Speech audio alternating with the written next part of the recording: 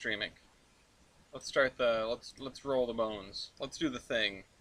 Let's get ready to go. Let me copy the stream link into the Iron Horseman Discord server, which you can join in the description. And also, let me start out by saying, please visit theironhorseman.com and check out our Steam Locomotive trading cards. It would be very cool. It would be very cash money.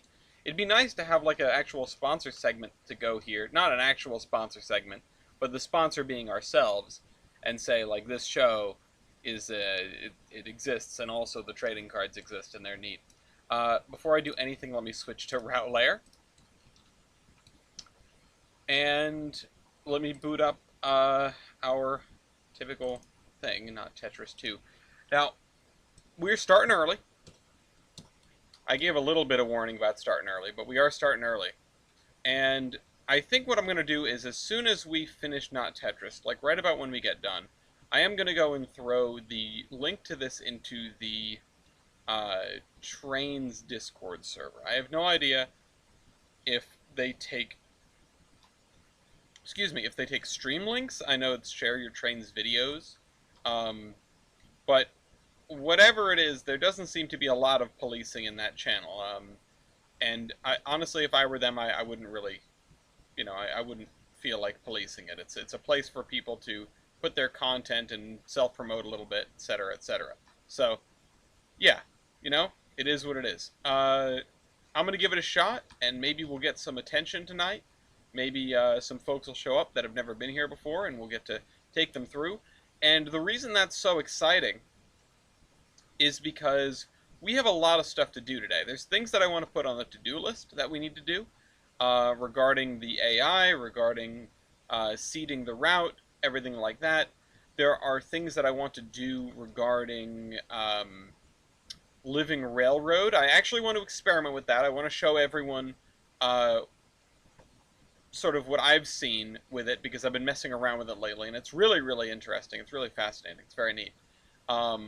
And I can't wait until it's at a state where it can do everything itself. But right now, the things that it can do are actually really cool, even if they are extremely rudimentary. And I want to... Oh, God. I want to show everybody that. I can't remember the other thing that I was thinking of before I got started here, but that's okay. I have to focus on doing really, really poorly at Not Tetris. Wow, this is like uniquely poorly. Even that didn't work! Oh my god.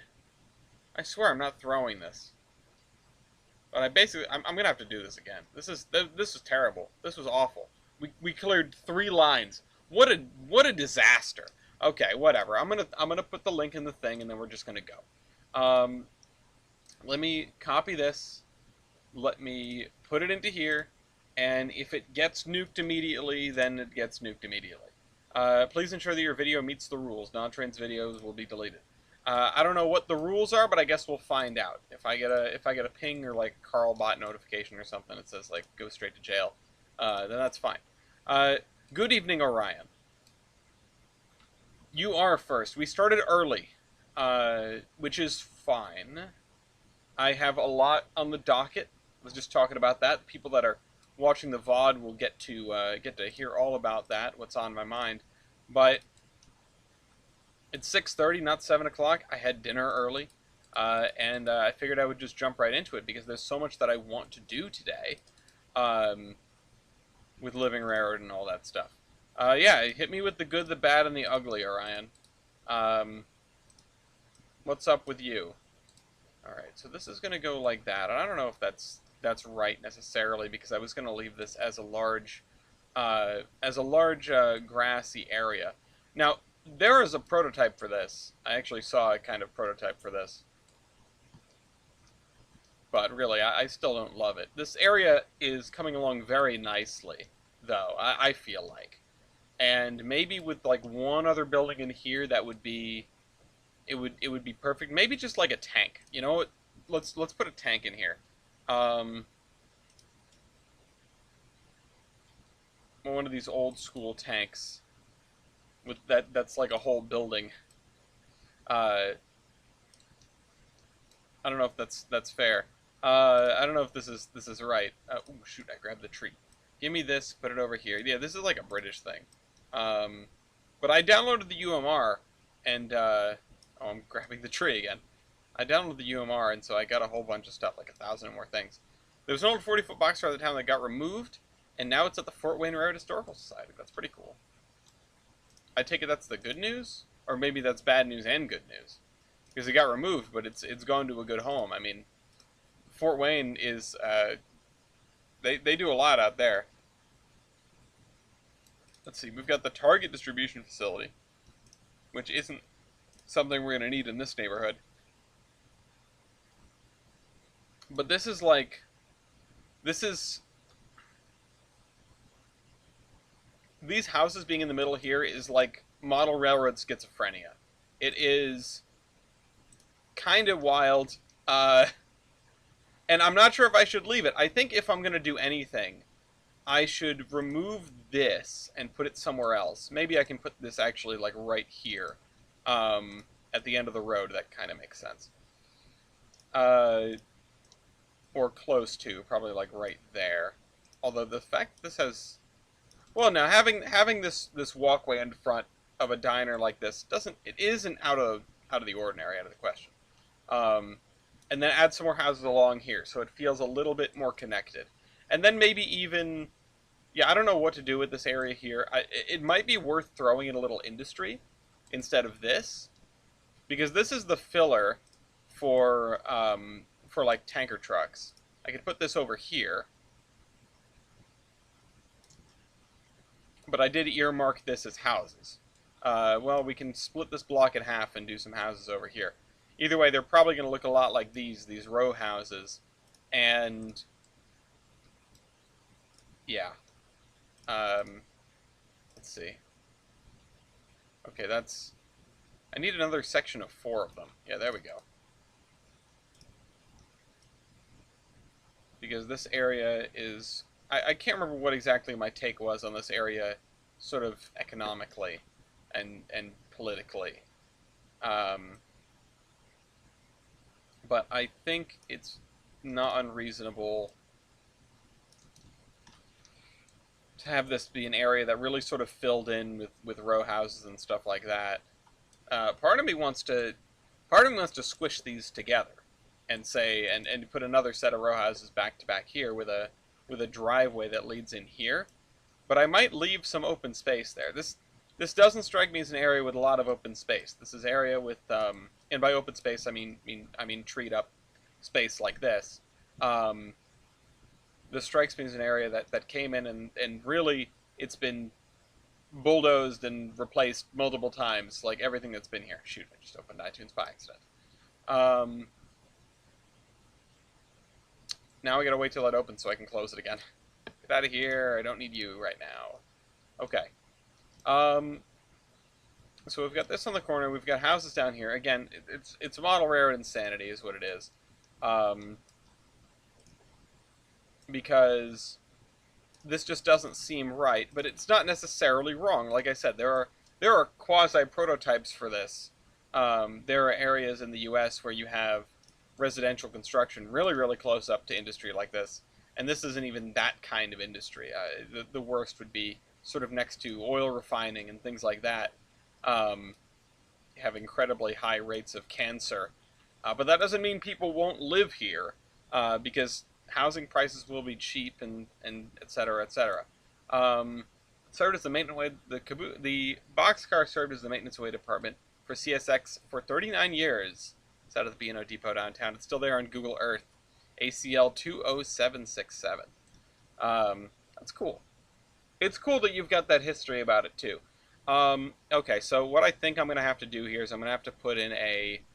Well, I said I wanted to put in a former spur that served this, but is not there anymore. So what I think I might just do is grab some of this. Oh, is this a spline? It is a spline, it's not a track. Grab some of this, put this in here, put in the curve. Although you could imagine that something like this would be, you know, you'd still have the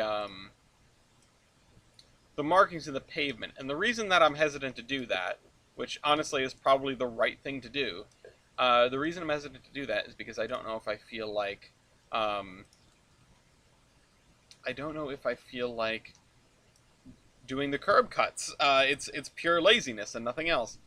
But yeah, this doesn't make any sense in terms of what would survive, right? I should probably put in. Well, honestly, what I should put in is a diagonal section of building here to meet up with this, because if I were to put in a perpendicular track here, it would be an awfully tight turn to get it to match up with the rest of the branch here. Oh, it's not that tight, I guess. Oh, it doesn't show up on the map because it's a spline and not a track. If I jump into Surveyor 2.0 and I scoot this over so that it's actually properly against the building, like in theory it would be, it's still not that bad. So maybe I can get away with this. Yeah, I'll get away with this. Okay. It is tight, but it's industrial. It's probably fine. Actually, let's put those back so that what I can do is I can try to match. I can try to match them with the track spline that I'm going to use here for the road, which is the street run. Great spline. One of my favorites. Okay.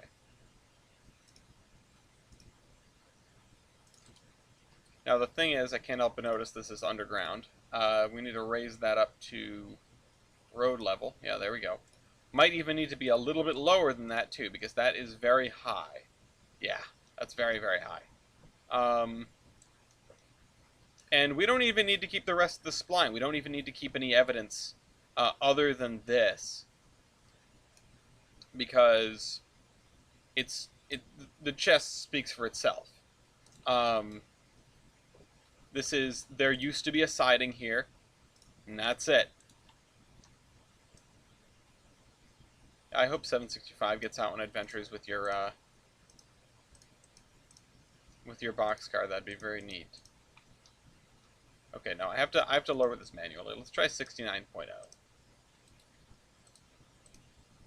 Okay, there we go. It's still a little hovery, but it's not the end of the world. If I add a third spline point, we might be able to get a slightly more graceful curve.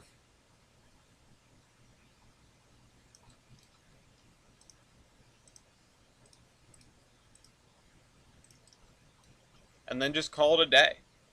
You know? The only other thing we could do is get rid of the sidewalks. But I think I'm going to leave them because it really conceals the end of that well. And maybe I will leave in the ties just for this stretch here, where it approaches, because you can pull up the rails, but the ties might remain for a while because it's not worth pulling them up. Now, if you really look at this holistically, it looks like a mess. It's a catastrophe. But you know what? Whatever. Oh, the other thing I wanted to do today was I wanted to look in the map and I wanted to look in the map and see what we could spin off as class 3s, because we don't really have any of those. Anyway. Also, I would contend, to respond to Orion here, I would contend that Shays can reach track speed depending on the track.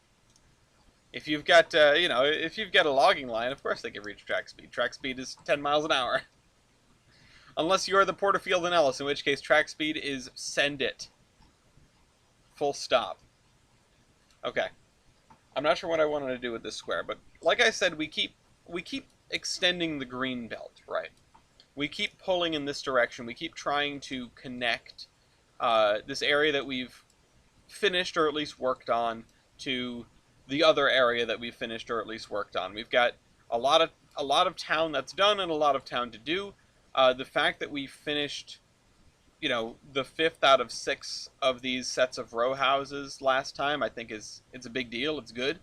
Um, and we'll probably come back to that maybe next time. I can't do the row houses 2 episodes in a row. It'll drive me up a wall. The other things we need to do are we need to create pick lists for all the cars that we're using and figure out, and load in all these other cars into the sheet that we might not have right now. We need to create pick lists for locomotives. We need to create pick lists for, by railroad, for all of our railroads, all of the major ones anyway. Um, we'll probably put some houses down here. Um, and yeah, we need to do. You talk about mail and LTL, and I'll include like express cargoes under that umbrella or LCL. There is. Sorry, I'm trying to focus on what we need to do here. That is something that I've talked about on this map, something that we're missing. Um, and I'm not entirely sure how to deal with it because it's in concept it's much more similar to passengers than freight. Freight, very typically you go to a place, you pick up some stuff, you go to the next place, you drop it all off. Every once in a while you're transferring freight um, from one car to another, or from one railroad to another, um, and that is easily simulated with multiple industries and uh, with industry links as well. But when it comes to express cargoes, there isn't really a great way to simulate that in Trainz. And there's probably something in session rules about this. Um, but I wouldn't. Okay, blah, blah, blah. Okay, this. Sorry, that was a ping in a different server. I keep checking to make sure that the thing in the Trainz Discord, the Trainz official server, is not deleted. But no, it's still there. Um, Boxcar makes for a great static display opportunity. I mean, we have, and by we I mean the WWF. We have a I guess it's a refrigerator car. It's a dairy service car. It's not actually. There's no refrigeration as far as I understand. Uh, that we keep on display down at the pier at Wiscasset, which is really it's an interpretive display. You walk in, you look around. There's stuff hanging on the walls. Like it is up against a like a freight dock, um, which isn't really a freight dock. I'm not even sure if it's on like 2 foot right of way or if they just found a convenient spot to put it. I do not know. But yeah, it's the kind of thing where I wouldn't really expect a 40-foot boxcar necessarily to get out and go on adventures. Especially because Fort Wayne, they've got plenty of stuff to play with already. Um, I wouldn't necessarily rule it out automatically, but yeah, having the thing on display, especially because it has a history, right? It didn't just sort of get bopped around and then dumped in the museum as soon as its time was up. It did something afterward. It served as a yard office and things like that, or a MOW department rather. And that is meaningful in a manner of speaking. It means that it was doing stuff afterward. I'm trying to get an idea of the total freight car roster for the Fort Wayne Historical Society for a shelf display. That'd be an interesting one. I would imagine that's listed online somewhere, and if not, you could probably shoot them an email. There's people in these historical societies. They're always happy to talk about what they care about, and that's a good thing. That's a virtue. Uh, Even if it'll take them a second to get back to you. Right now, I am on hold, so to speak, with the N&W Historical Society because I'm trying to get a photo from them. And I sent the email a few days ago, and I was hoping to hear back by now, but I understand how these orgs are, and sometimes there's only ever one person. Sometimes only one person who ever looks at the emails, so, you know. So we got a curb cut there, and I'll add a curb cut here. We're not going to have a curb cut there because this is just too much of a pain, I think. Well, no, because it's going to be covered by the... It's going to be covered by the gravel road, so...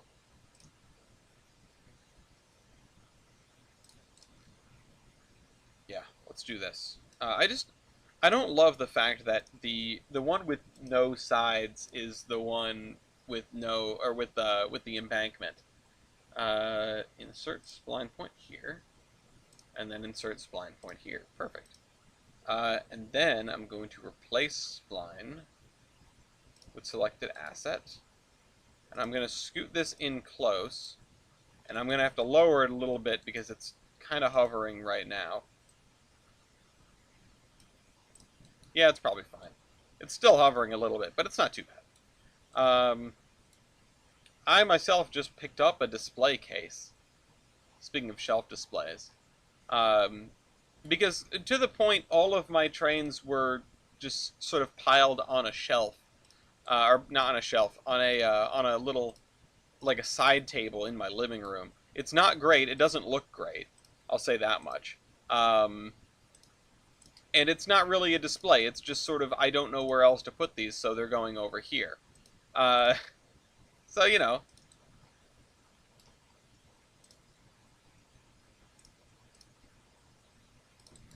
Let's see, I'll add that in there. And I wanted this to be... I wanted this to be a little bit more open. But I guess this is what we're dealing with right now.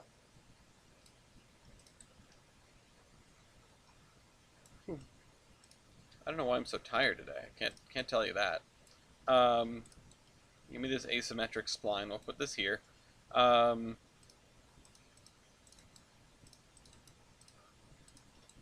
you want a Berk you haven't heard of, there's an NKP Berkshire on a static display in Lima. Lincoln Park, got no idea on the road number. I've passed it but never really seen it.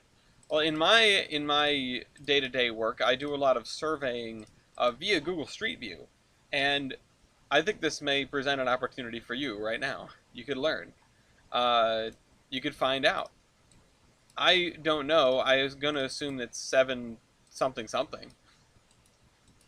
I'm trying to think of the ones that I know and the ones that, like I know the location of, right? I don't know about the one in Lima. The only ones that I've known are the one at, the one in Scranton, the one in Strasburg at the Rare Museum in Pennsylvania, and 765.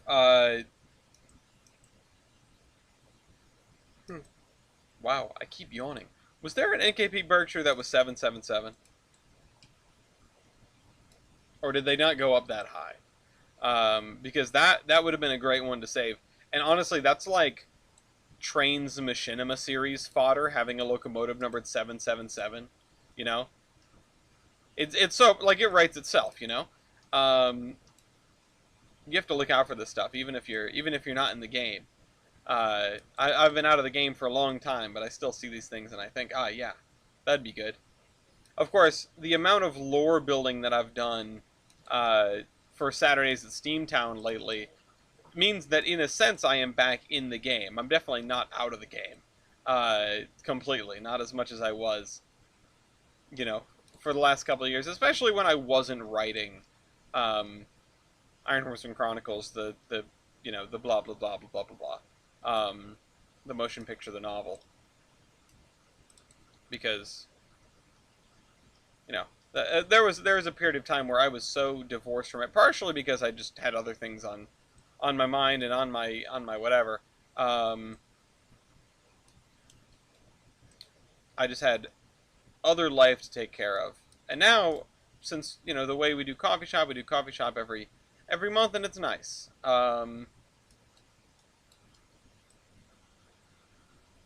And I get to follow up on progress with this and that. Now, we're already 2/3 of the way through this month, and I think I'm going to be writing a chapter of Iron Horseman Chronicles, the Iron Horseman Chronicles, the motion picture, the novel. I feel like I'm going to be writing that on the plane back from Colorado. But the nice thing about October is the first Monday is way away. Okay. when I place texture, my computer gets angry, like really angry. Like it's full on whooshing. Okay, the other thing I need to do, I need to get some fence down. Not there, not there, not that kind of stuff. Because we need to mark out. Wow, I'm exhausted. We need to mark out the the edges of the railroad right of way in this neighborhood. And I know not too long ago I put up a fence around something. Yeah, here we go. This. I put up this. Um, this strikes me as the kind of place where you're going to want this kind of fence separating your railroad from the people, from the neighbors. Um, if there's any place that is widely regarded in either Bellington or South Bellington as not a great neighborhood, this might be it. Partially because of the fact that I imagine everyone has like cancer, um, because there are just houses next to industries, like next to the meat packing plant and everything like that. Um,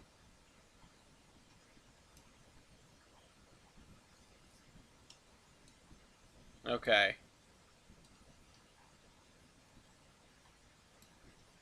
and I'm not going to put on this side because it just doesn't make any sense. Although what I could do is I could put up a fence that does this. I guess I really like this fence because I'm using it all over the place.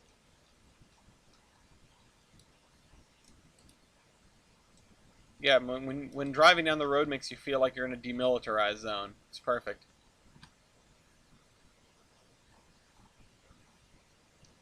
And this area, like, so this is supposed to be some sort of food distributor, and originally I wanted it set up like the, I wanted it set up like there's a marketplace in Pittsburgh that's sort of like this.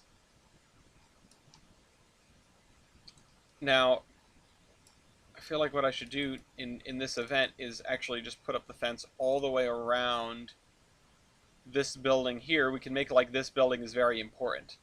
And you can still have the public coming to this marketplace to buy fresh fruits off the trains or whatever. But, okay. Townsend's an MOW storage facility.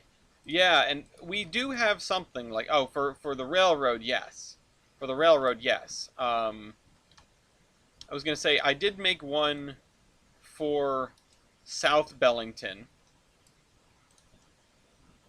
That is sort of nestled in a space. Also, Mason recently made a mock-up of one that I think is just gorgeous, um, complete with the like pavement markings all over the ground.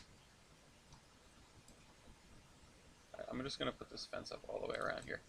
Fence is one of those things that it really affects the look of the place a lot. The completeness factor.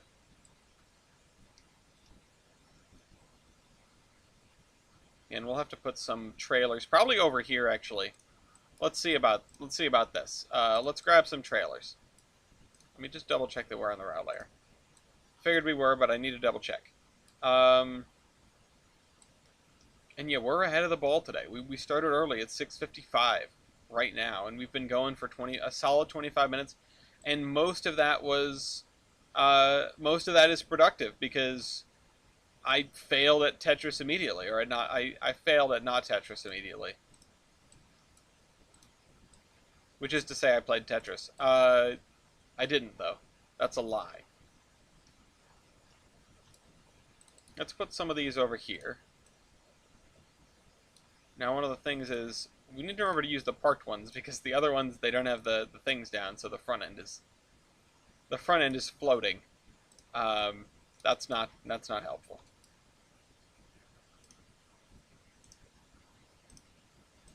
Parked. I'm going to put this here. So it was interesting to see when someone tries to make a... And I have sometimes described this as a proto-lance route, because I don't know if it rises to the level of freelance with how much I'm borrowing from everything, but it definitely is. It definitely is freelance. But it's always curious to me when people make a pre-lanced or proto-lance route, how they try to fit that into the world. Or yeah, basically a proto-lance route only. But no, even a freelance route. Um, the cranes on the DLS also sell the MOW vibe. Personally, I like the DM&IR cranes. I think I downloaded some of those a while ago while I was experimenting with stuff.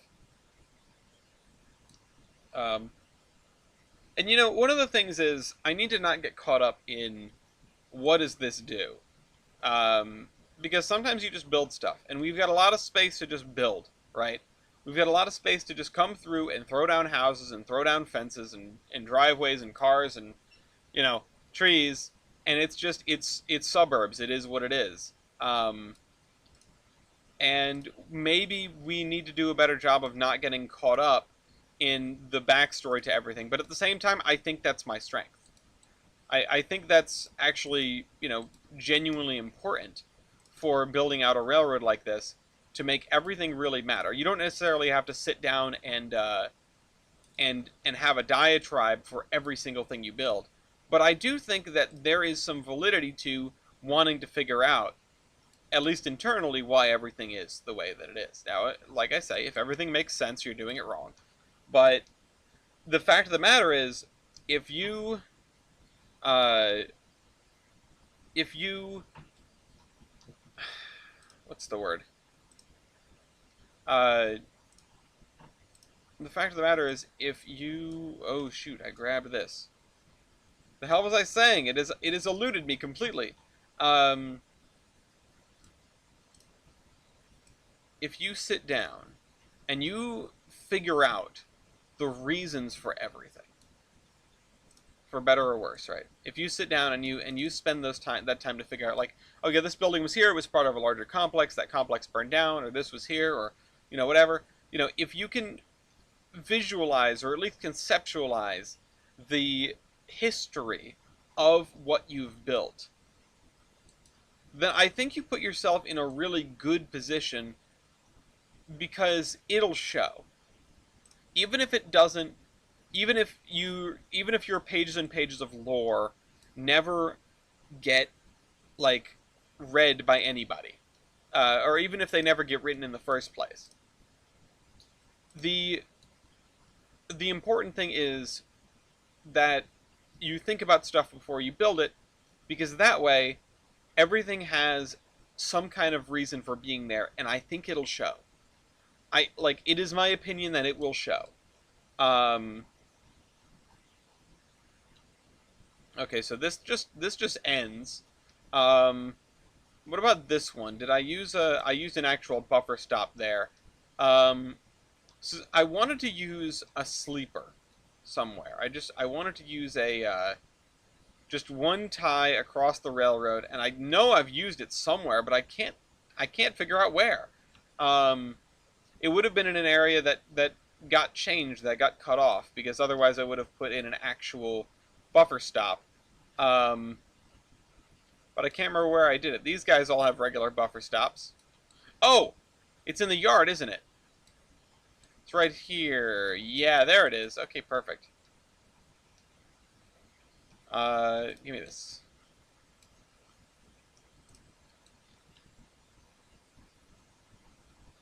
See, that's how I gotta drill down. Gotta drill down. Gotta remember what you did. And I'm just gonna put... You know what? Of course, I should be in a case like this where you wouldn't necessarily install a buffer stop. I should just use an invisible signal instead. I could even... I wonder if there's an invisible signal that's always red. I wonder if there's an invisible buffer. Ah, there it is. Invisible buffer. Oh, I keep going the wrong way. Okay, we're going to actually put this all the way over here on this side. There has to be an invisible buffer. Okay, there we go. I found that ending lines into abandoned spurs to be really fun, forcing history in an area that looks modern. Yes. Yes. It's environmental storytelling. You get out there and you make it work. Um, I just noticed this building is slightly crooked because this sticks out. Whatever, it's fine. If it's perfect, whatever. And yeah, trying to make a route that makes sense, but the problem is working on a single tile at a time. As in you're having trouble only focusing on one tile, or it's taking forever because you're focusing on one tile at a time. I feel like that could mean either thing. Let's find some houses. No, not crates. Show search filter. House. You know, I don't have any pick lists, and I need pick lists. I need lots of pick lists. No,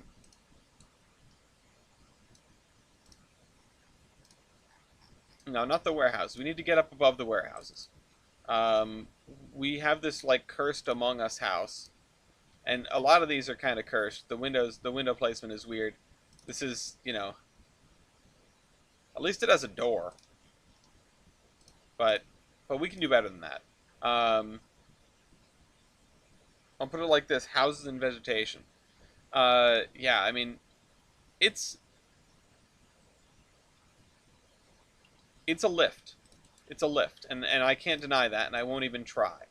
To make a route that's realistic, if you can even say that. And at the end of the day, this route is not realistic. This route is what may be a decent simulacrum of reality, that may have some, you know, some bearing on reality, but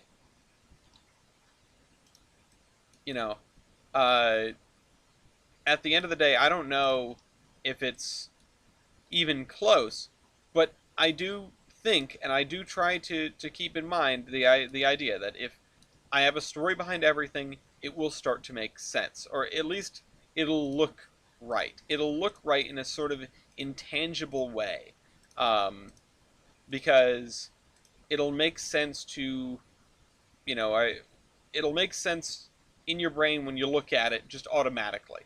Um,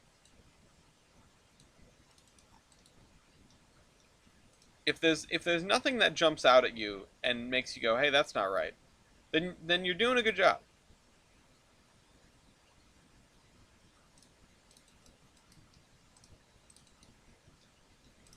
Maybe that's where you put the pencil down.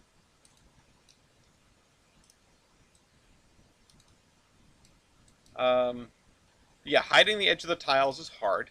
Uh, Sometimes, I think there's only one really good way to hide the edge of the route. There's really only one good way to hide the edge of the route, and that is to put it far away. Um, and that means putting in a lot more work than you probably need to put in most of the time. Uh, if you look at something like the UMR, which we might poke at later in the episode, later in the evening, if you look at something like the UMR, you'll realize that most of this route is a couple of tiles wide, if that. In these long straight sections that are cardinally aligned, which most of the UMR is, which it's a very efficiently built route, I'll say that.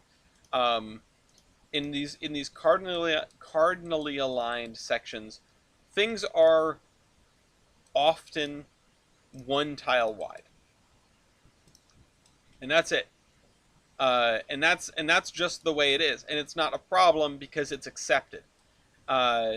Okay, yeah, there's the edge of the world. Now, I want to never see the edge of the world, but I also don't want it to be hidden, because doing that really paints you into a corner sometimes.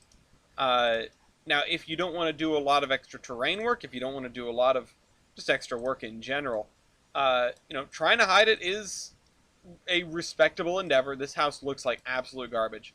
Oh, because it's abandoned and broken windows and everything.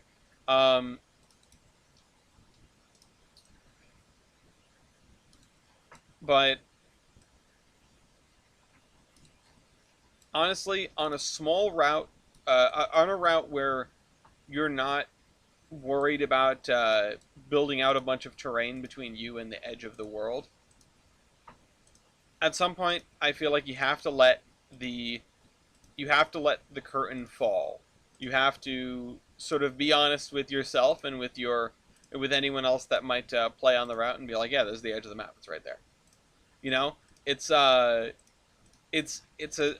very frank assessment of the reality of route building. If I wanted to, I could fill in every gap that we have. Would it be a good idea? Would it be a good use of time? No, absolutely not. Like, not even close. Um, it's something that I can't recommend, especially on if we are to look at Tolbrand as a whole and consider. Uh, oh, this is a cool little house. Tolbrand as a whole and consider what it might look like when done, when built out into Trainz. Uh, there are going to be massive swaths uh, that are empty, and even in the future we're going to have this dead end here continue up down into the right and up into the hills, and there's going to be holes between it and this and the edge of the Gilson Eastern stretch here. There's going to be holes between it and the 3-foot gauge. We're going to be building humongous holes in the groundwork of the map, and there's in in certain areas I have done my best to hide the edge, and this is one of them. If you're down here at ground level, it's tougher to see that edge because it's lower than these hills, especially when you pull back away from them. But it won't always be, and I think the best thing we can do is attempt a little bit of forced perspective by making sure the very edge is lower than the highest thing we can see over there. Um, so I don't know. At some point, you just got to accept it. Uh, otherwise, actually, the other option, because these are a thing, and I neglect them sadly. Uh, there are the um, there are the backdrops that have been around since like 2006, uh, or maybe before then even. But they exist. They're definitely a thing, um, and they're not very pretty, and it's very obvious what they are. But they will cover that edge with minimal effort. Part of me has been tempted to use them at times around here. Because of the fact that we always have a full tile between the track and the edge of the map minimum, I haven't really felt the need to do that. Honest question, are you aware of any N-scale Berks? I don't know. I'm not a big N-scale guy. I don't know who would be making those. You'd probably just have to troll around eBay and see what you find. How would that work if you had canal storage reservoirs like Saint Mary in Ohio? Now, at some point, you just got to bite the bullet. When you've got large bodies of water, or even just large, very flat areas, sometimes you just got to deal with it. Now, if we go out to the ocean, I did a lot of ocean tiles out here, and I could have done more, right? As we pull away from the edge, I did less, but when we were right along the coast here, I left a few tiles of ocean so that you can look out and see that we're not right at the edge. You can't tell if that's the horizon or if that is the edge of the map. And that's something that I think is ideal. So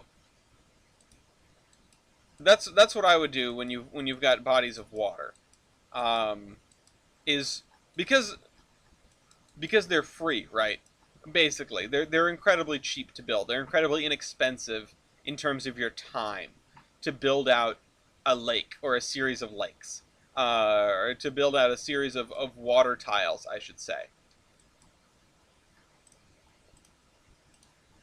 And I think taking advantage of that to make your route just physically larger, so that it's less likely that you'll run in, less likely that you'll be able to see the edge.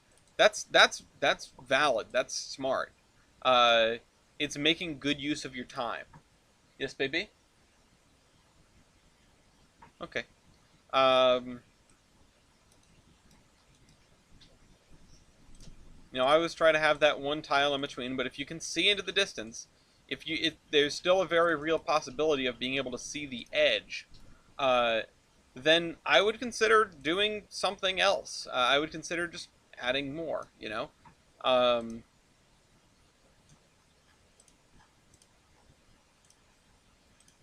let's throw one under construction here.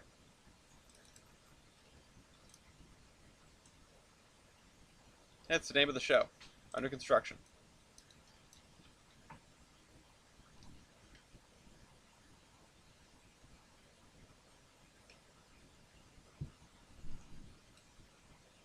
Okay.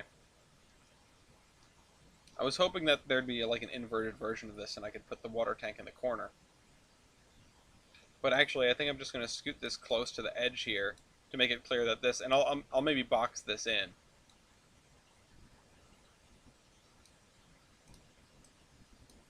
I'm trying to think of my own neighborhood when it comes to house spacing. I'll move this one over here. I'll make like there's another whole spot where you could add another house there. But look at that, we got some things in, and I think I'm going to add parking lot here. So, and I'll put in another house under construction here on this road because why not? Like this was part of the parking lot and then it got sold off or something. Whoa, what was that? Oh, Hinton.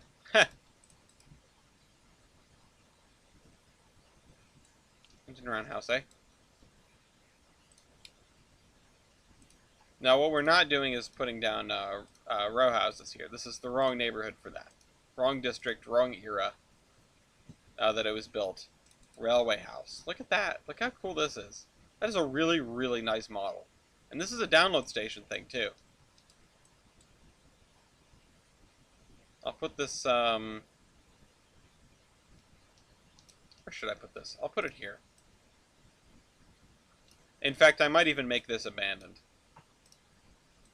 Like, it's really nice. I'll even give it some space. Maybe it would have had a freight platform once upon a time, but for now it's just going to be surrounded by grass and trees and things like that.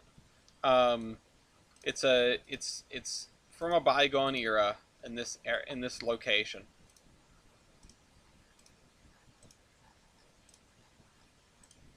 The fact that we are using the NYO&W station over at the other end of town there is something that... This is cool. It's a really nice freight house. That's evocative to me. I have an affinity for the NYO&W station. I don't really care for the railroad. The NYO&W to me is just okay, but it's an interesting one. The station building, however, I do have a little bit of a personal attachment to because I did a big project in Middletown. Folks that have been around for a long time probably remember that. Probably remember me complaining about that for as long as I have.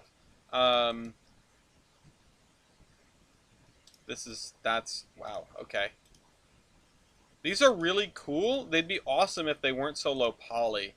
It's maybe the only issue with them, honestly. They represent, like, you could make an entire really nice looking, like, Victorian district out of those houses that I just scrolled by. And it would be gorgeous. It's just they look bad because they're just a box. I mean, they've got nice like different roofs on them, so there's that. They tried to spiff them up a little bit, but these brick houses are probably where it's at.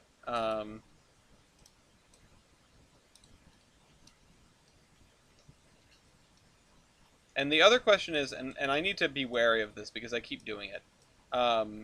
Houses that are too far forward or too far back, or right up on the road versus having a large front yard. I feel like having a larger front yard is a relatively new thing, but I don't know for certain. People just like different things. Hello, Redding. I just bought 22 platform for $15 thanks to the Planes, Trains, and Automobile sale. Yes! Yes, and get the word out about that. That is an amazing deal. Um, I saw that come across my radar, and I got excited even though I don't need it. Um, but it's a steal. And while there may be some stuff missing if you don't have Trainz Plus, when this thing hits the download station, you're going to see some serious. It's going to be really nice. I'm looking forward to everyone that gets 2022, especially off of the sale or has it. Uh, being able to toy around on this, and I hope that some of you are looking forward to that as well. Um, you know what? I think what I'm going to do is I'm going to add a wide sidewalk in front. Sidewalk 12 feet. Right about there.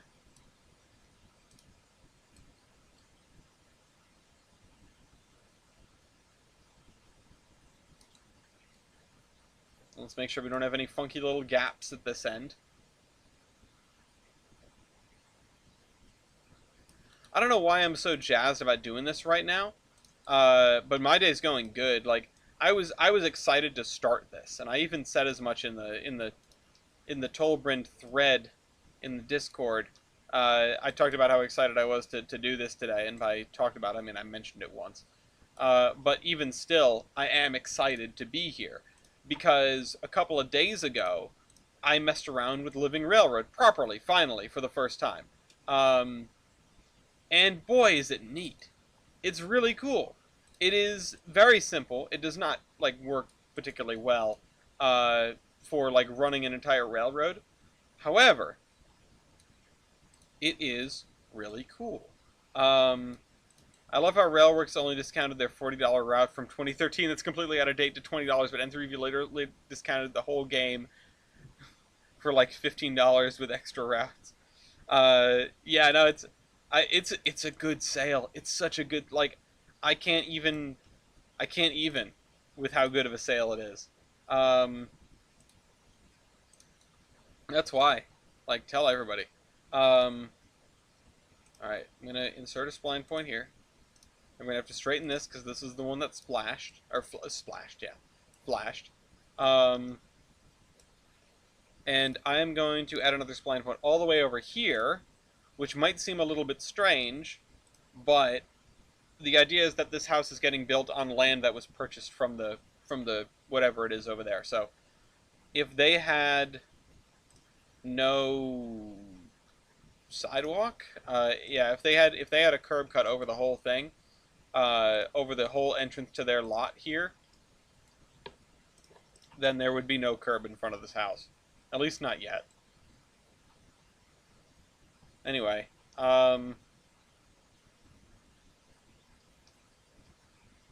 only downside is waiting for all the 19 content to transfer for the last 20 minutes. Oh shoot, I can't answer that.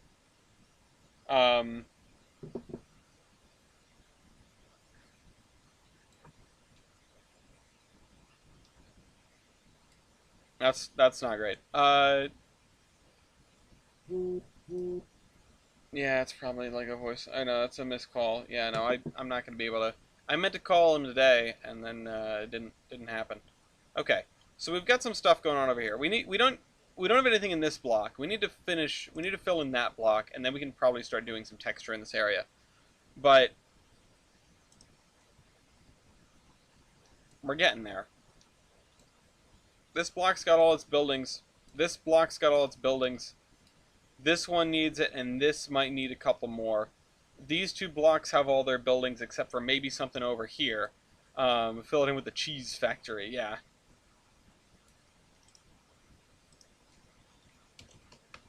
Cheese. I have nothing. I have no cheese. I'm sorry.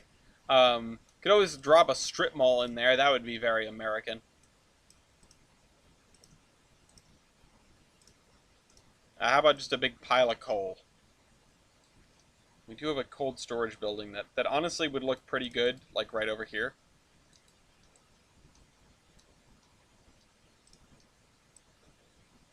if we wanna bulk up this complex a little bit, adding this building would make sense. And beyond that, as a like switching puzzle, you could have, you could back into here. Now the thing is, the more sidings I add, the more interesting commodities I think I should find. So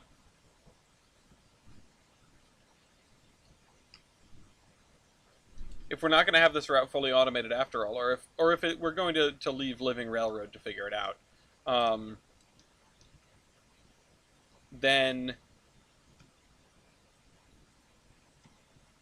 uh,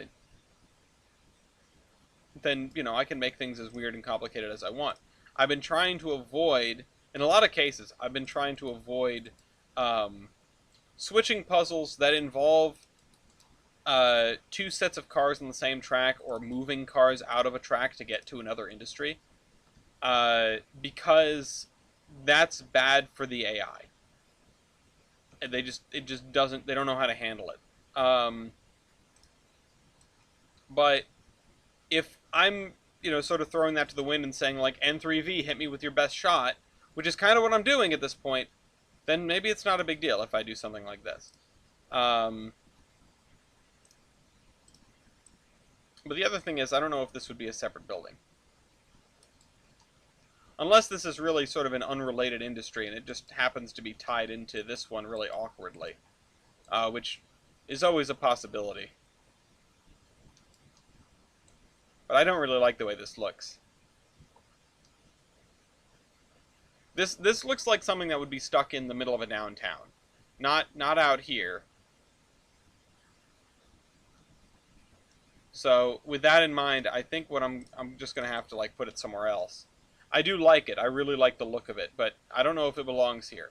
So I'll throw it into the physical pick list and we'll deal with it later.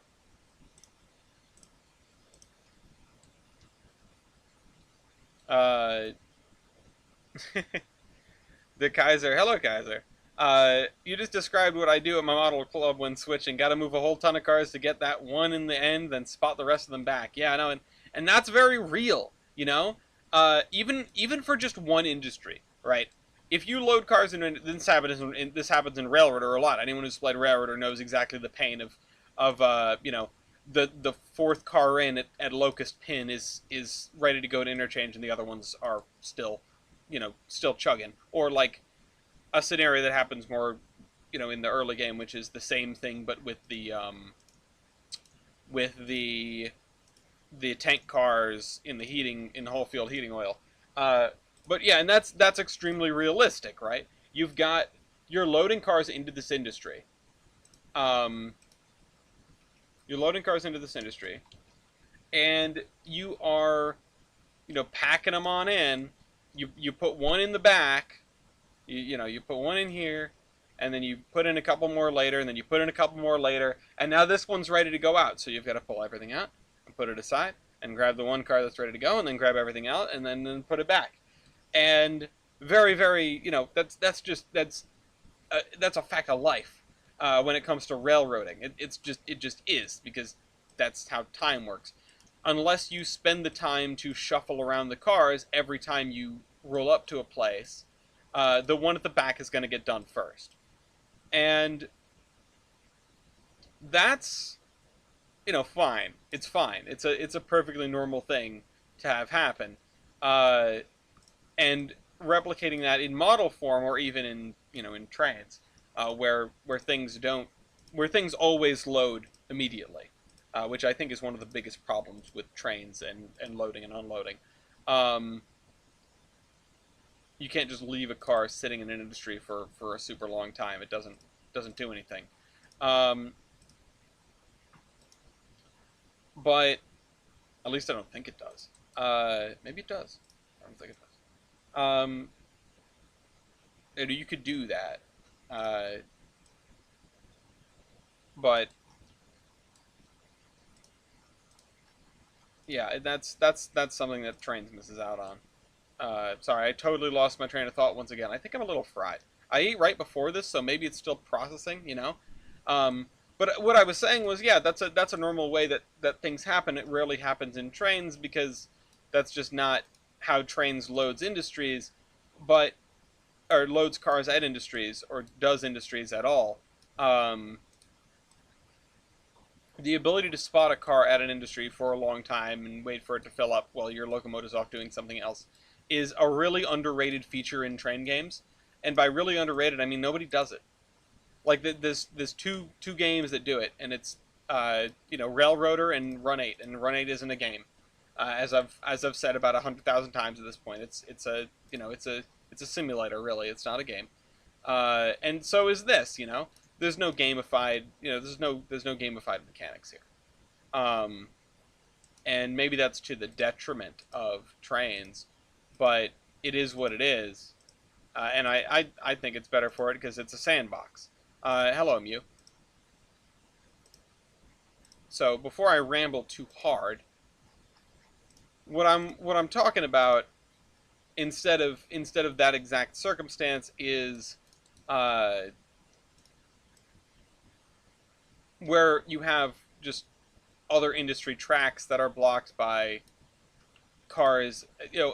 The track for Industry B is blocked by cars at Industry A, and they may not be on the same track, but they're accessed through the same like turnout or set of turnouts. Um,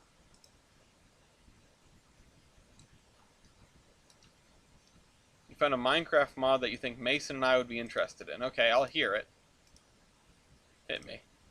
Oh, you know what? I want to give somebody a garage.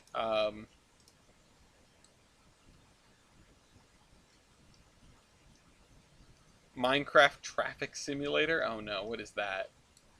I have not heard of this. Let's see, I'll put...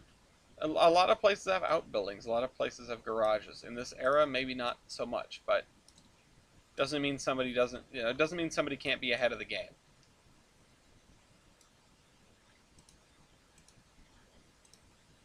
And yeah, we've got so many houses, so many sets of row houses, because I downloaded so many sets of row houses that we really don't need, or that, we do need, we could use.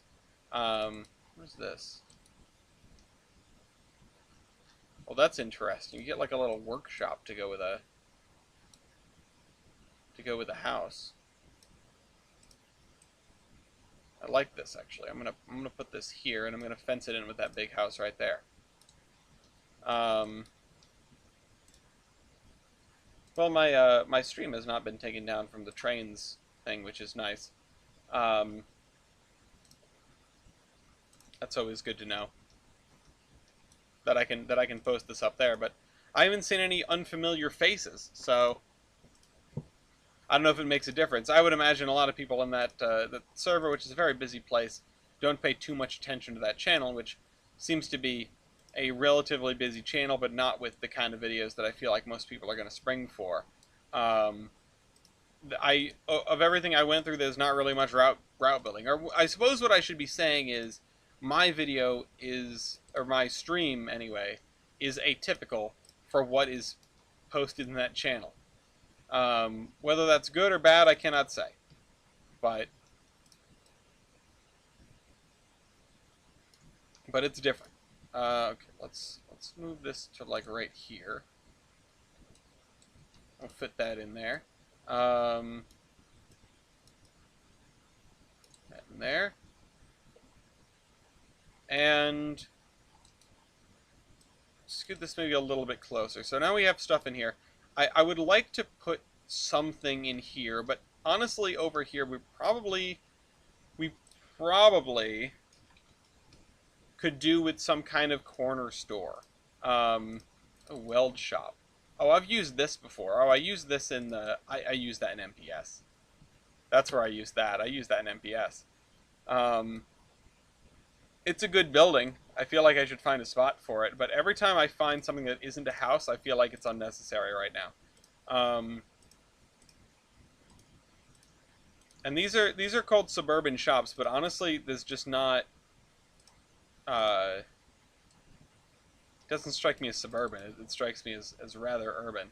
And even this looks way too nice, you know? Yeah, I find buildings and I say that to them. Yeah, no, I like finding this stuff. Okay, right there. I'll put that there, but that does not look right. That is not right. That is way too nice for this. Um, this, on the other hand, is sort of closer to what we could use, and I'll put this down here then, in this, maybe in this vicinity. I don't know. Maybe over here, perhaps. I'm gonna find a use for this, but I can't right now, so it's gonna go into the pick list.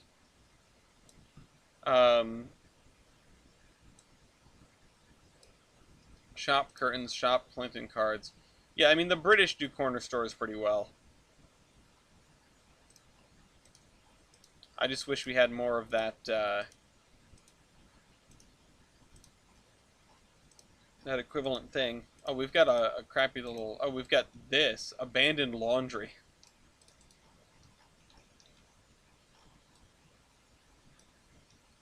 Yeah. Okay. All right. Well, we'll put some of these things around this intersection then. Um, abandoned laundromat was not on my bingo card for today.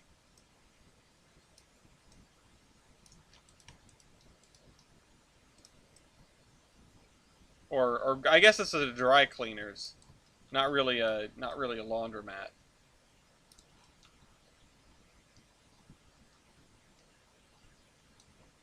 I could probably put these two buildings together even. Let's move this over here, and we can take this and we can rotate this 90 degrees. And don't make me sad. Can't think of my downtown as it was prior to last month. Eesh. I know you guys got pretty messed up. Howdy doody, Mopac. Welcome to the party. As I say every time to every person. Yeah, okay, so we've got a perfectly cromulent shop and an abandoned laundromat or abandoned dry cleaners that are a connected building. Now I'm curious, there are any non-abandoned laundromats on the DLS? I'm sure there are. I'm 100% certain. I just don't have any. Retail shopping center. Okay, yeah, we've got some like strip mall stuff. We've got a Blockbuster or a Asian Blockbuster or whatever this is. Tsusuyada. Oh,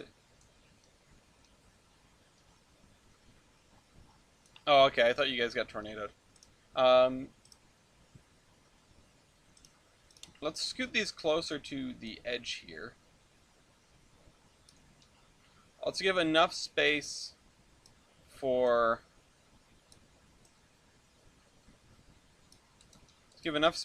parking on the one side.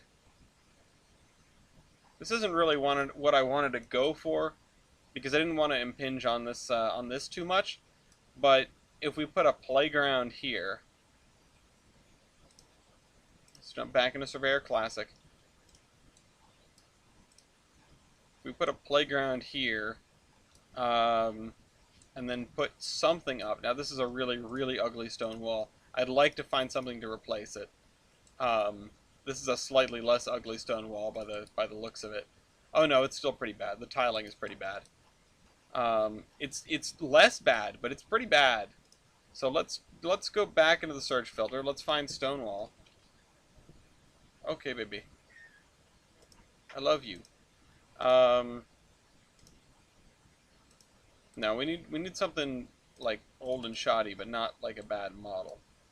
No, that's too nice. This one with ivy is actually really cool. We'll do that. We're keeping that other busted up one over there. Put this wall here. We get the slightest of drizzles here today, but not much other than that. This wall here, and then maybe even put a wall here along part of the way with a nice little gap in it to let the kids into the playground, because we're gonna build a playground here. Now, the thing is, the playground is still a thing, and this is more of like a historical whatever. Um, so maybe there should be a fence separating the playground from this, but it would probably be a little less imposing. Maybe this, the farmyard fence, because, you know, the kids are animals. Let's put this in here. Let's not let it stick out from that side of the wall. And let's just do the grass underneath this schoolhouse. My computer's going to get real angry again because every single time I go to place textures, the computer gets very angry. And let's carry this on underneath here. I don't know what it is about this. Okay. And we'll add a little patch of...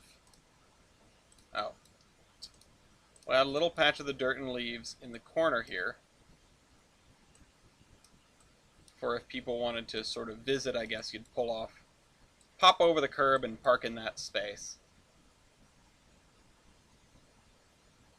Although I feel like I should make this a different kind of grass. Maybe like a lighter kind of grass. In order to show how different this area in front of the school is. Maybe even to underscore that there might have been something else there to begin with.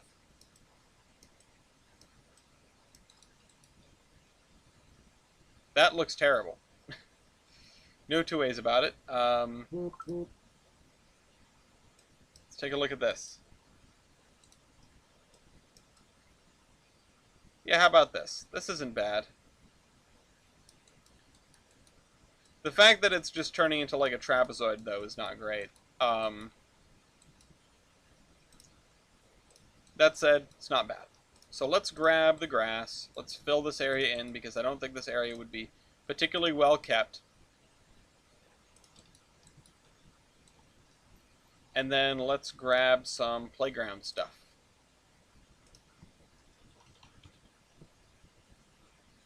No, we don't have a jungle gym? That's interesting. I figured I'd have one of those.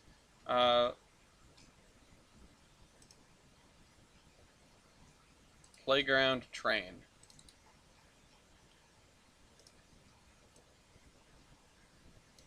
Put that there. And then put this around the back, around here. I'm just gonna throw some stuff down. But you know, it'd be kind of fun if the train was pointed at the bridge. Oops. There we go. Train pointed at the bridge. SAP playground. No, that's too nice. We'll put that somewhere else. Stores and fair play. Hey, we've been here.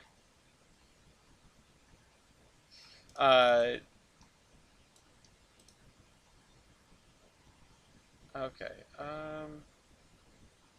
What else do we need? Oh, wow, those are some big ones. Maybe I'll put some sand in the back here. You know, playgrounds be like. Let's grab the textura. Just put it down underneath that. And maybe a couple of picnic tables.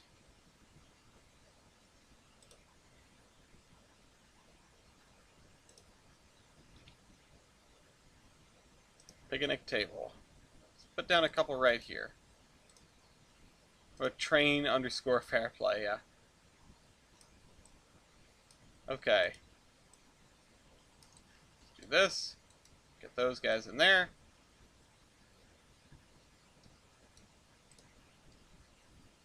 And then we need to extend this grass, I suppose. Or some kind of grass. So we can continue in this direction, because if we can link these two things up today, that means we can go do something else. Now, some things that I do want to do, and that I wanted to do before we got started, were some updates to the map. No swings here. I'll leave out the swings on this one. I don't know why. I just set it apart. This one has no swings. Um, let's see. I want some kind of gravel. I want a gravel backlot. I don't want to keep using the same thing. Let's grab hog 30. And, you know, I'm starting to feel that feeling of accomplishment in this area. Not because we're anywhere close to done, but because I've finally unlocked the first character in Star Wars Battlefront, and I'm getting that feeling of pride and accomplishment that I've been told about. Um, in seriousness, just that second that it took us to fly across the built area of the town feels good.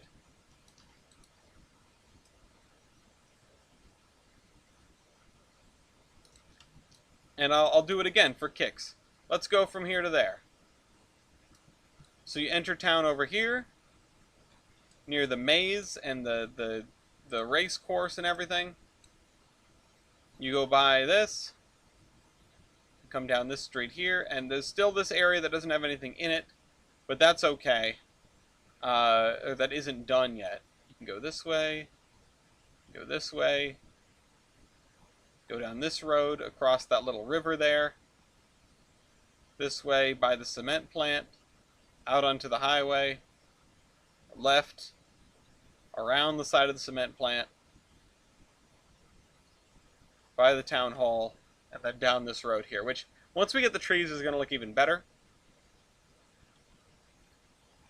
But just that it took me that second to fly across this this built area, and so much of it is done. Oh, it makes me so happy. Got any car storage that's just there for no obvious reasons? Uh, Not quite. We've got car storage over here. We've got a yard over there. Um, these railroads aren't really at the point where they're going to be leaving out space for car storage specifically, but there will be areas out on um, there will be areas out in directions that may be used for car storage. The other thing is, up to this point, I wasn't really anticipating there being anything on the railroad that wouldn't get used during the course of an operating session, or during the course of an operating day, because it's supposed to be on a cycle. Um, but at this point, it may be possible to have areas of stuff that isn't going to get used, and have it be not inappropriate or confusing to the AI or what have you. Okay, so we can't seed the route yet, also. We can't seed the route because we need to redo the industries. We need to redo the industries um, because we have all these new commodities. Um,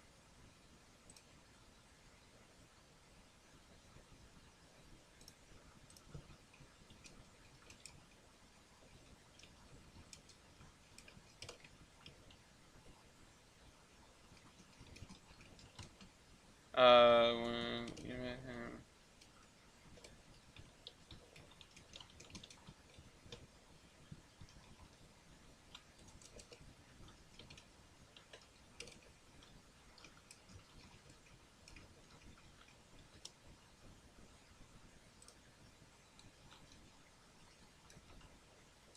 okay, sorry, I had to answer that question. Um, okay, we gotta get this block done, which, let's do the base coat first.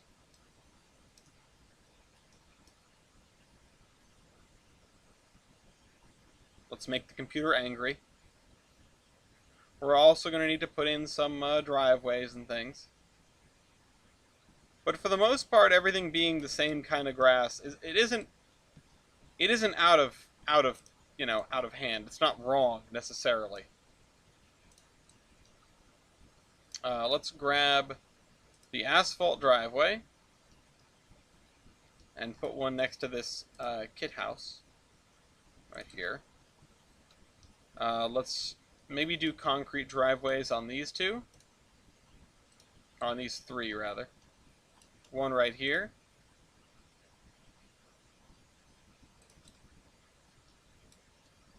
One right here. Although, I need to move it over a little bit. Ooh, excuse me. And then we've got 1, 2, 3, 4 here. So I might just add a lot here that's gravel for parking for these folks. Part of me wants to throw down the driveway as their walkways, but we can do better than that. We can get some actual walkways in. Let's grab some gravel from somewhere. Let's try this seasonal gravel, perhaps. It looks a little rough. And honestly, it looks a little literally rough. It looks a little coarse. But I don't think too many people are going to be looking in this area anyway. I mean, I wonder how far... What is the farthest part of this town from any active railroad track? Because we've got track over here, and we've got track over here. But this area is pretty far removed from all of that. It's not going to be in the middle of this. It's probably going to be out here, this is where we've done all these row houses, out here. But also over here, because this area has got to all get filled in, which that's going to be an actual nightmare. It's going to take so long, and we're probably going to start copy-pasting residential blocks, but whatever, we'll burn that bridge when we come to it. And if you want a couple of good future small town stations, there are a couple of decent C&O and B&O stations to make them functional via separate and visible platforms. Well, I'm no stranger to that. We definitely are going to need a lot more small towns and small town platforms to sort all that out. Or small town stations, rather. Because there's a lot of little places that we've got to go to. Alright, driveway, 12-foot concrete. How about sidewalk? Let's see what we can do. Yarnish sidewalk, no curve. Bendy, 2.4 meter. Oh no, these have a clear side. Yeah, that's not great. Sidewalk wide. Sidewalk medium. Let's try the medium. Oh, the medium is almost perfect. Alright, I'll take that. Let's do that one more time. Actually, let's bring this, because it's so much thicker than the floor slab at the door, let's bring it all the way up to the door here. Perfect. Now we'll fence this in, we'll fence everything in. Okay. Let's get some fences ready. Start with you, timber fence 1. Who's gonna have timber fence 1? I think this house will have timber fence 1. And we'll have it like this. From there to there, from here, all the way down to here.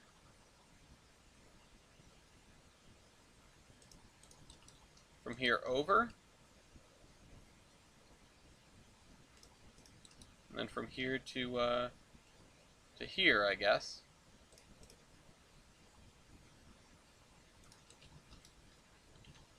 And this I don't think is going to have a fence. That's going to be the outlier there. Also, this fence is not as private as I might have imagined. It is very see-through,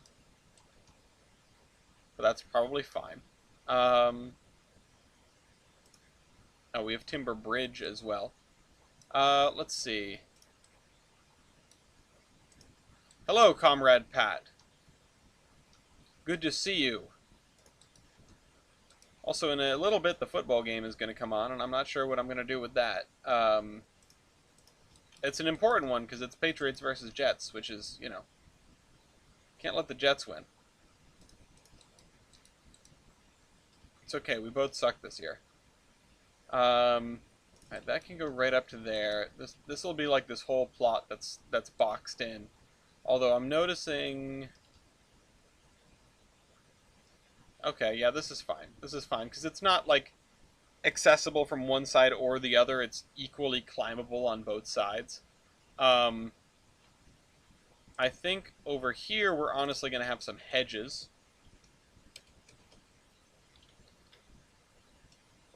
I I just found out one of the default heavyweight cars in Tane is named Blackwater. I wonder if they're aware of the Blackwater Massacre of 1899.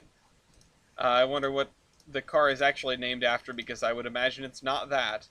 Um, Hedge Spline. Oh yeah, it's either going to be a good game or a hilarious game. I assume it's going to be funny.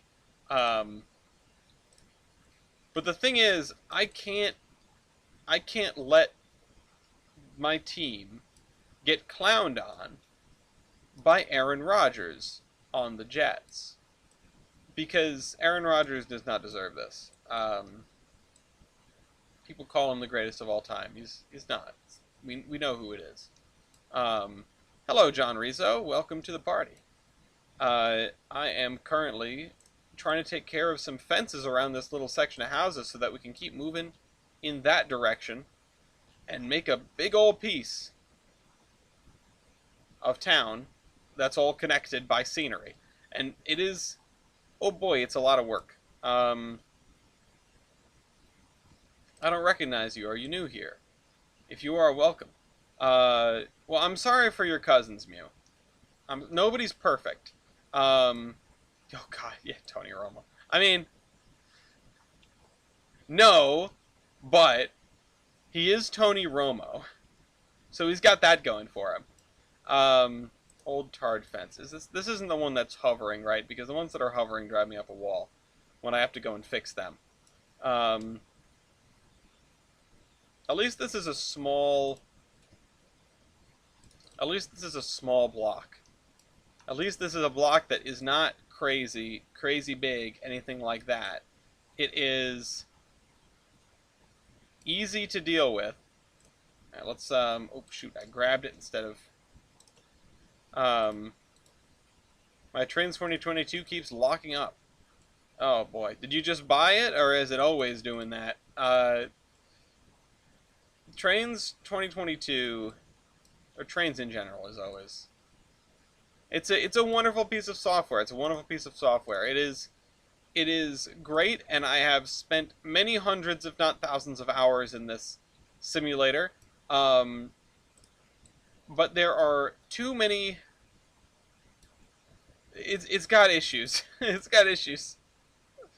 So I'm sorry to hear that. I had a run of time where I had to save religiously after 20 minutes because the game would 100% crash.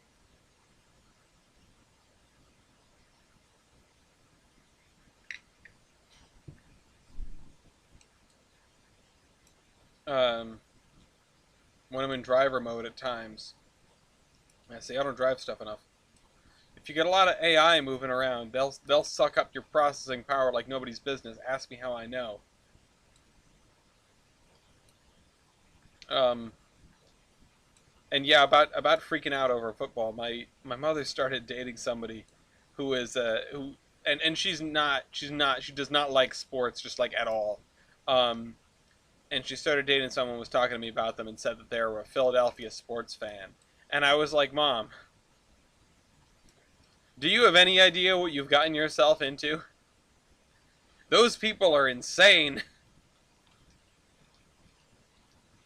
I forgot to mention the 10,000 losses. Yeah, I mean, if you do have a bunch of AI trains around, especially on a larger route, they will bog the game way down. Ask me how I know. And, you know, even other than that, locking up, so I'm not super versed in all of the failure modes of trains. I've experienced some, like a large amount, even. But in particular, the game sort of periodically stuttering and then picking back up is usually reserved for loading stuff. You know, I know what causes that in Minecraft, incidentally, but not in trains. If you are moving from place to place, and you've got like a regular old hard drive, then maybe it just can't process stuff fast enough and it's getting hung up. But I don't know. I don't know about that in particular, you know. That said, if you think that might be causing it, then maybe investigate that. What'd you say? Yeah, my computer gets angry when I texture things. Be careful. Alright, I'm building the Ren Fair. I don't really know what to call this area that I've walled in and has like old style buildings. So I guess it's the Ren Fair now. What? Yeah, I don't have enough room for 2 foot. Uh Mew says hi, Gloria. Hello. Gloria says hi. Um well, let's fill this in.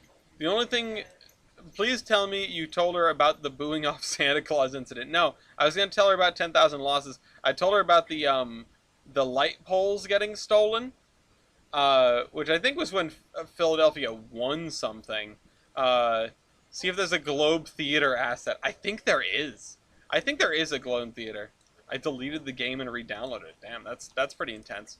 I feel like if it's stuttering and it's not because you just have a whole bunch of stuff, it's probably just a hardware limitation. Um, oh, all sorts of things are going on.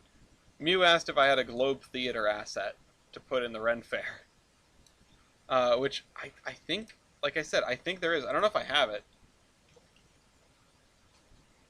Let's see. Let me type in Globe. No, I have this. Which, honestly, this is kind of cute. This is a great little corner store. I should use this.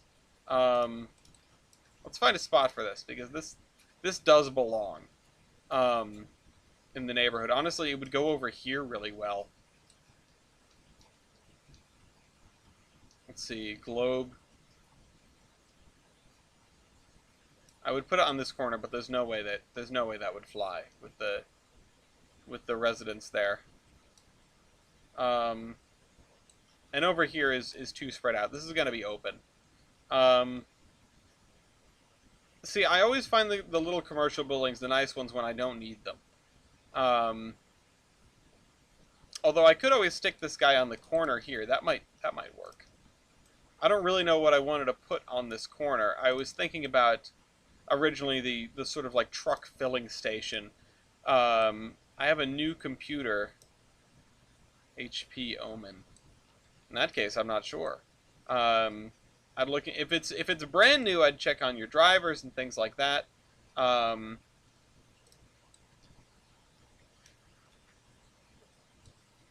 but yeah, I'm not a computer whiz. I can do some things. I can do some things that I probably shouldn't be doing.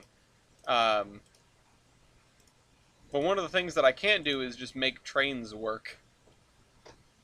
Uh, Widget works. I've used the widget works before. We don't need more industrial buildings. I need to stop finding industrial buildings. Uh, Abribus. This is some kind of bus stop. We could definitely use this. I don't know where, but somewhere. Um, I think I talked about this town having a reasonably extensive bus system. Um, this looks like it'd be somewhere very rural, though.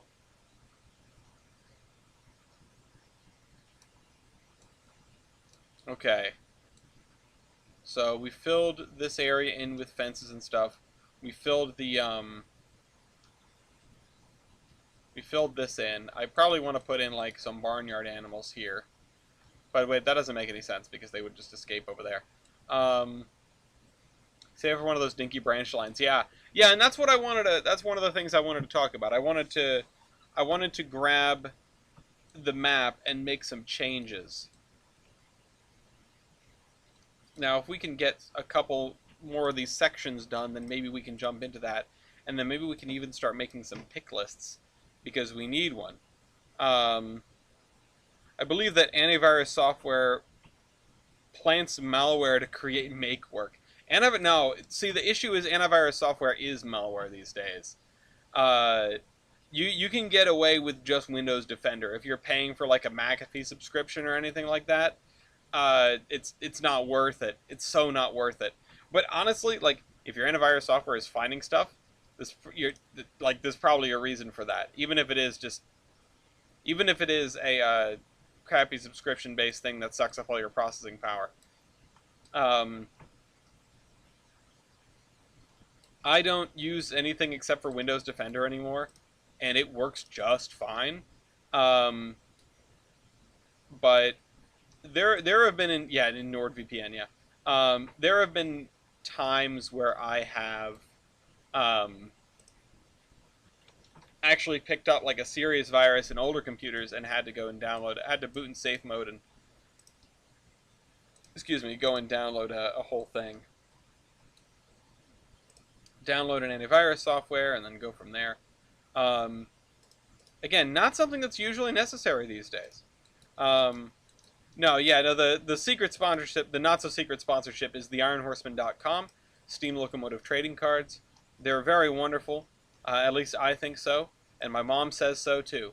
Um, I had Norton 360 seems to bog it down. Oh yeah, I bet. Okay, let's. Yeah, we might even be springing for batch 5 of the trading cards later in the year. We'll see. Currently, we're in the midst of a season of Royales that is going on very long because I've had to shuffle around almost all of them, um, and take like 2 and 3 week breaks, um, just because I've been busy with other things. I really didn't think. I just wanted to jump right back into Royales, and didn't really consider that I might end up really busy from this and that, or have like things on Wednesdays. Let's rotate this to face like this. Face the driveway over here. This suspicious looking house. I really don't like the way this house looks. Um, if I could scoot this over more, I would. Um, I do occasionally use PBR textures, but not as a rule. Well, actually, so the thing is, I have the settings turned down to the point where using the PBR textures, which are the ones with parallax, right? Um, it doesn't really make a difference. They don't look any different to me, and that's I'm not, I don't complain about that. And in fact, in the areas where the PBR textures are, when I moved into this version and like the settings reset and everything, I guess more time to yes, send mail to the Portuguese Museum. Uh, when I moved into it, there were some serious issues with the textures that I was using around the track. There would be like strange overlaps and things, and so I turned off the setting that makes things pretty, and it went back to normal. Um, I don't use it because I hate you. I use it because my computer is, just barely. When I was here, I figured what the spy on the top right of the Google homepage is. Oops, back that. Nyuk nyuk nyuk. Okay, so we've got this going through here. I'd like to get this. Yeah, I'd like to get this squared away.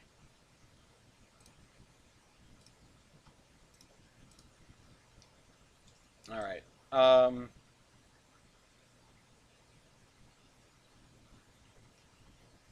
We're just going to do the base coat under these buildings. The computer is once again going to get very angry. And I don't think it's audible on video, but it's definitely audible to me. Hate to be the people living in these houses. Why is that? I mean, there's plenty of reasons to not want to live like a block from a meatpacking plant. And I assume the smell would be one of them.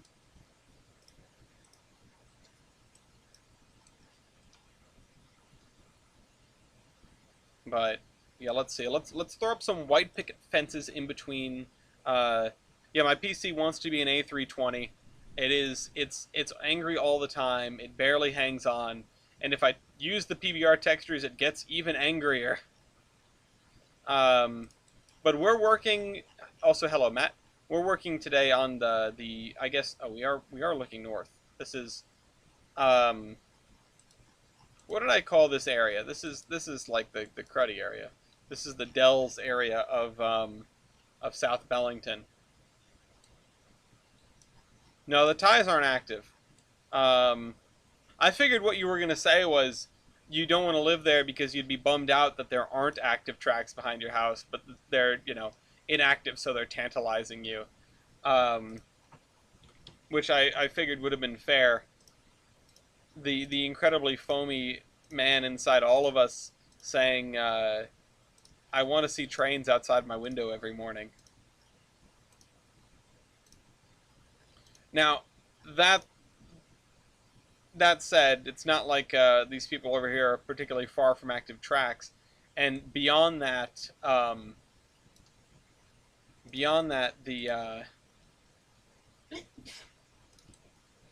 there's a this block of houses over here that is in front of the active tracks. So you know it's not ideal. Also, this no, I need a fence that's symmetrical. I need a picket fence that's symmetrical. Um,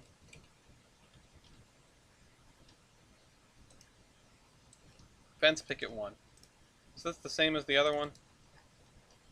No, it's pointy on top, which makes it work. I am going to put this like this in between these sets of houses, just as like the most basic modicum of separation.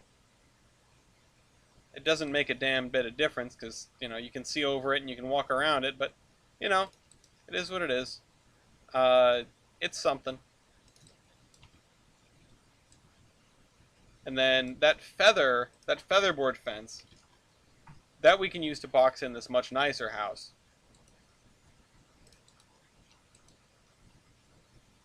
All right, let's put this like this and then like this.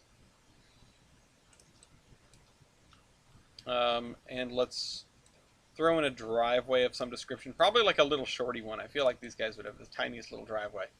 Um, Grab one of the concrete driveways and then put it, yeah, why not? Just like right here. Um, you should totally put a garage right there at the end of the tracks. Well, like right here. Um, I should put a house there at the end of the tracks, and and then have Thomas come to breakfast. Okay, we've got that done, and I think I'm gonna extend this way to completely box in this, because people like their privacy, even though you can just see straight over that fence. It's not a very tall fence. Um, in case of angry wife, break door down and use speeder. Yeah, just speed her off into the sunset. We have a lot of fences to put down. And fences are important. Fences really make the place, and that's one of these things. I know I say it every time, and I've said it multiple times now while I'm working on these exact fences. Um, Turns out I have them in live. Well, I'm glad you're caught up. Uh, so let's do this fence around here, and then this around here. This is going to be boxed in right up to the tracks, but a lot of these might just be buried in shrubs.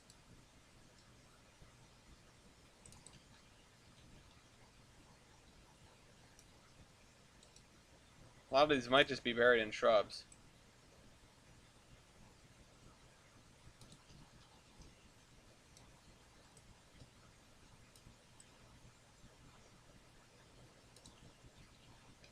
But this part, I think, is going to be fairly well exposed. Maybe this area back here is going to be totally overrun. Let's try that. Let's see what we think about the shrubberies. Shrub spline here.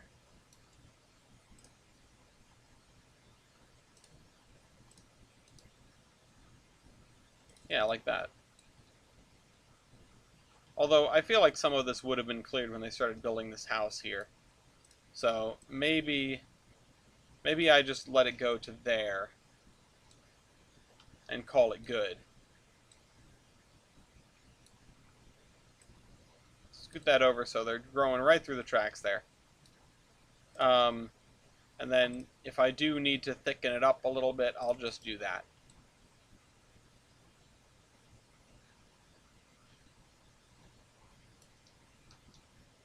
I'll also put some actual grass around. It's something that we need to do. Grass spline. I wish Trainz 2022 had proto-lanced industry. You can make tons of proto-lanced industries with some fun kit bashing. If you take some prototype stuff and you stick some things on it, bam, proto-lanced industry. Now, I don't know what's prototype and what isn't, because everything is from the download station, and I don't know the provenance of the story or the story behind anything. Like this. This is a cement plant comprised of, I think, 2 other cement plants. Or maybe even 3. I think it is 3 separate assets. That is, maybe 4. That might be another one. Yeah, there's this cement processing plant. There is the SAP cement plant, so that's 2 things. And then the Russian cement Zavod, that's 4 things, or that's 3, and then there's 4. So yeah, and you've got something going on here, right? You have a cement plant that honestly, if I wish I could swap some things around, and I might add another loading bay over here, or an unloading bay, I guess, because this the plant doesn't make any sense. It's a bunch of buildings stuck together. But that's a lot of this stuff, you know? This right here is a few buildings laid side by each. This actually isn't kit bashed at all. But the industry over here is, I think. No, that's just one building, and then this is another building. I'm lying.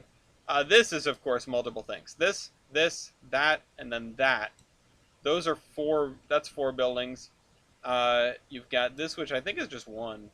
That's just one giant building. This is also one big one. This is, I think, 2. And then this is my favorite. It's made up of like 6 different things. Oh, yeah. Dropping Consoft and let it being loaded without attached to locomotives. Yeah, no, and I'm not gonna lie, I think I brought that up a little bit ago. That is something that is really important for operating industries. Sorry, I didn't see the end of your sentence there. That's my apologies. That, you know, it kind of, it's not great, you know? Things aren't loaded immediately. And having to keep track of how soon an industry is going to be able to dump a load into a car is kind of immersion breaking. You know, you should be able to bring something to a place and just let it sit there, and then it'll load when it loads. So, you know, I completely agree with the sentiment. And I think changing industries to be able to load cars that are sitting at them incrementally, it would be a huge upgrade to how industries work off of what's basically not a really large change. And the reason I don't think it's really large is because if you take a look at, you know, if you have industries that update at a consistent time, they're already going to be sort of updating their own internal calculus as to how much they have and how much they can produce, etc. Have them also do a quick check if there's a loadable car sitting on top of them, and then load it. It has to be stationary, of course, because if you're doing shunting on top of another industry, then yeah, you're going to run into problems. But it's it would make a difference. It would make operating in this game much more satisfying. And I'd like to think that Railroader has introduced an entire generation of foamers and simulator enthusiasts to the fact that industries work by you leave a car there for like a day and come back to it tomorrow, or more than a day in most cases, in a lot of cases. Oh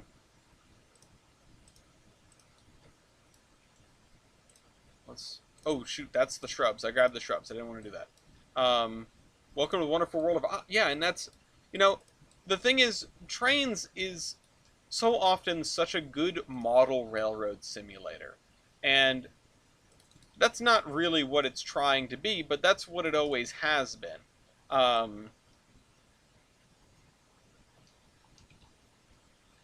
So, I accept it as it is, but there are things that could be changed for, significantly for the better. Um, and beyond the fact that it's like uh, very cool to make actual model railroads in this game. Um, the instant loading and unloading is very much a model railroad thing, because when you're doing an op session on model railroad, you usually don't spot a car and then come back to it, you know, 3 hours later. Usually are picking up loads and dropping off MTs, or vice versa, and that's it. Um, I don't know if Trainz was originally a model railroad planning software, but I would believe you if that's what you told me. Um, I know that it was sort of brought up as a model railroad simulator almost, but I don't know if that's what the original intention of the creators was. And beyond that, I feel like that's what it has become. At any rate, the living railroad strikes me as a very effective way to create like an op session that does itself. And Trainz has always been, in no small way, about the world you're building and not really about driving an individual train from point A to point B. At least that's my opinion. And that seems to be where its strengths lie. Um, if we were to go through and create like the ultimate flowchart of what train game should I buy, which I think would be a really fun exercise, right? Um, we could look at like all the different train games and whatever, and figure out like the flow chart. Start here. What do I like about trains? Oh, I like driving them, or I like watching them. Um, and then if you lean all the way in the side of driving, if it's I want my driving to be filled with danger and difficulty. It's like, okay, yeah, Derail Valley is for you, right?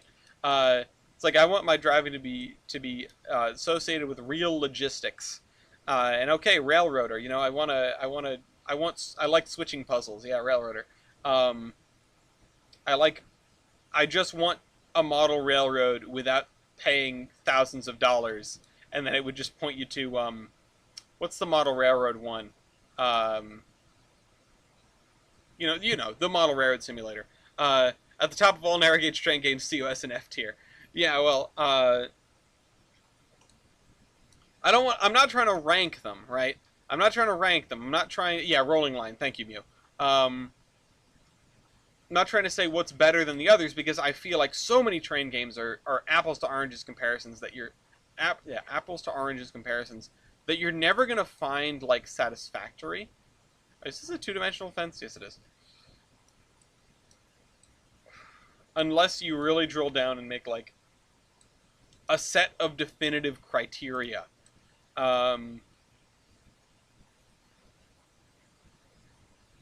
of okay, yeah, if you want rate like the realism of the ops 1 to 10.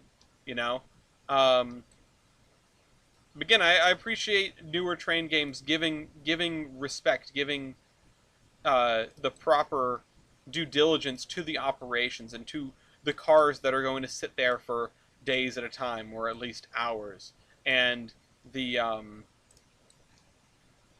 you know the the fact that you're going to spend a lot of time with your locomotive not attached to any cars because you're servicing it, or because all of the cars are dropped off. Even I miss doing physical model railroad building. Yeah, it can be tough to keep up on that. Even if you're doing just like a shelf layout, it's a time consuming thing, um, and it's expensive. And that's why I do trains. That's why I'm a member of the Providence Northern Model Railroad Club, so that I can have a layout to play on without spending all the time and money and headache and heartache to build one myself. Model railroading takes a lot of different skill sets, and I think it's better in clubs. At least for me. Unless you're okay with spending an awful lot of time by yourself. Um, or you've got some dedicated friends that are going to come over and help you build your model railroad in which case you've effectively created a club that is based out of your own home. Um, Floor layouts are great. Floor layouts are great until your girlfriend at the time like trips over them and basically effing dies, and then you're not allowed to do that ever again. Um, so, yeah, they've got their downsides. Um, but I don't think I've set up. I don't think I've set up like the Trainz since we had a cat, right? Um, and I know exactly how our cat would respond to it, which is to say, he would leave the room and not come back.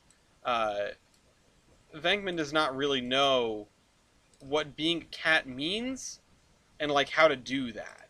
So, yeah. Um, okay, so this can go here. That's why you screw rods to the ceiling, do the ceiling layout. Yeah. No, I've got enough problems in this house already. I don't need to start screwing rods into the ceiling. Um, could though. Well, obviously, what I want to do is run the train from one room to another so that I can like have things delivered from the kitchen to me. Uh, I need a train that starts inside of the refrigerator with like a cold bottle of water, and I can summon it to my location. Um, but extensive HO Athern and Roundhouse Locos and Rolling Stock. Um, yeah, Athern's a decent company. I don't know like what most of my stuff belongs to, but I finally bought a I finally bought or bought. I didn't buy. I did not purchase. I just took it home from the Model Railroad Club for free. A display case for stuff. Pineapple cup refilling delivery service. Um, yeah, and then it goes back to the fridge. Um, and yeah, exactly. Um, haven't done hardly any end, but yeah, no, I've got this display case now, which may like instigate more purchases if I have more space to put them. But you know, I gotta like save for a wedding or whatever, so. Excuse you? There have been so many things that have come up where I've wanted to spend this or that, and internally, like I'm always pretty good at reminding myself not to spend money I don't need to spend. Like I had 1,000, I was batting 1,000 at the Big E for a really really long time, and basically I still am. The only time I bought anything at the Big E was for the Yankee swap, and one thing for Gloria, not for myself, so it doesn't count. Um, and you know, I remind myself like, oh, no, I can't buy anything, can't buy anything. Got to save money, got to spend money on other things. Can't just buy Trainz willy nilly. And you know, part of that is that I feel you know I just can hold myself down like that. But part of it is I don't have any place to put the stuff. I don't ever barely run my stuff. Um, you know, it just sits in boxes. I had for those that came here for the Big E, you'll probably remember that I unearthed a box from 6 years ago of a locomotive that I had purchased and never even taken out of the packaging it was shipped in. Uh, it was completely sealed in there, and I still haven't used it. I opened it, I didn't use it. I was too distracted with everything when we went to the PN. Brass spline 1 mixed. Yeah, let's put that right there. We're gonna need some trees in there. I'd have 4 layouts, all moving freight to each other with a variety of power, run by a very loose hole in my collection. On DCC with sound. Can we see it? Honestly, I don't know where it is. I think it's in my big pile of stuff on the side table by the front door. But it might be there. It might be back where it was in the cabinet. It might be like in the drawers next to my bed where I've kept some of the Trainz stuff. It's a Mikado. It's a CN USRA Mikado. It's not really anything special. Or the original purpose of buying it was so that I could have top men, as it were, turn it into Blount, turn it into CN 3254, which does not look like a it does not look like a whatchamacallit, a USRA Mikado, but that's why I was going to have people work on it. The USRA was a unique time, absolutely. The USRA era is really, really fascinating from many, many standpoints. But the designs are really interesting, and like the knock-on results of those designs are also really interesting. And beyond that, and this is a sort of aside, but you know, recently I learned that the S160s that were exported to the UK, they brought with them basically like technological, like unknown technology, you know, like the meme, like you know, just things that the UK just straight up didn't have and never would have invested in. Now I can't remember what any of these things were, but I think like a Stoker was one of them. Uh, let's put this over here. Let's box that off like that, and then we'll put in a driveway on this side. Let's do an asphalt driveway. I feel like that's more fitting with this colonial house. Stoker, maybe arch tubes and thermic siphons. Yeah, something like that. Let's put this here.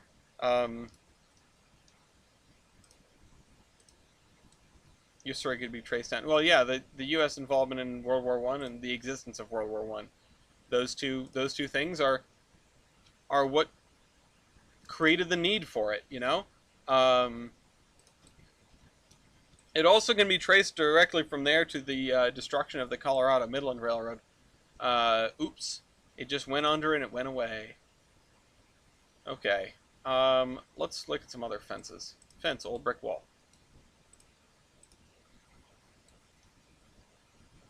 What about this? What about this fence right here? It's honestly kind of a vibe. I kind of like that. This guy's not going to have a driveway. And this one's going to be asphalt. There we go.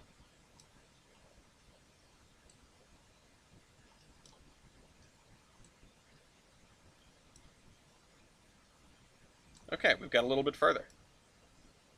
Oh, excuse me. Well, it's 8:30 now. I'm out of water, which is not great. And we have made some reasonable progress.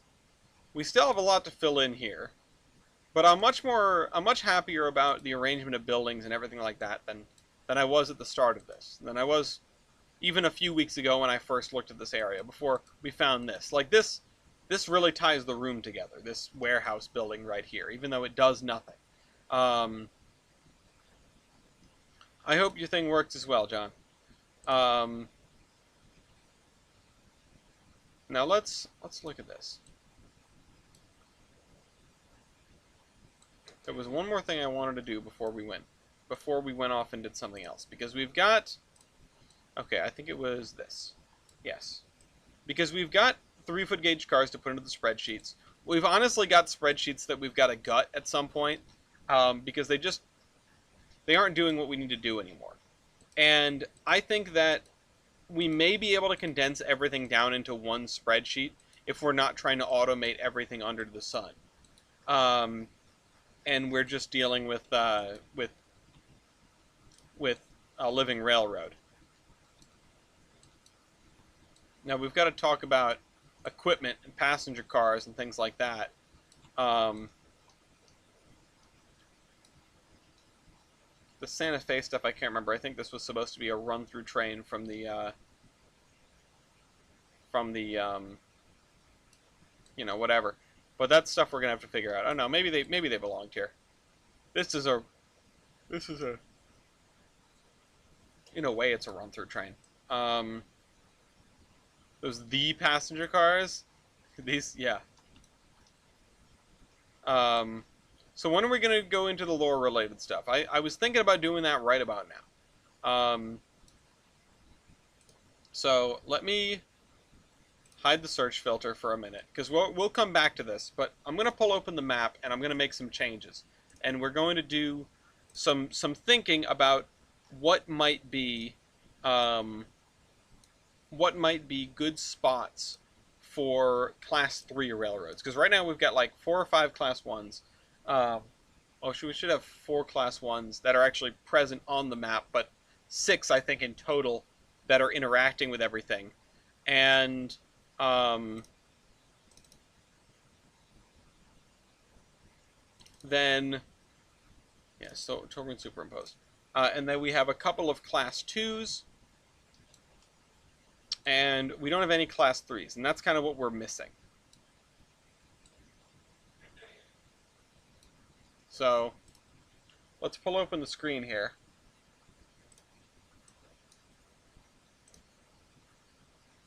Class 3s are awesome, let's be honest, severely unappreciated. Yeah, no, I don't disagree.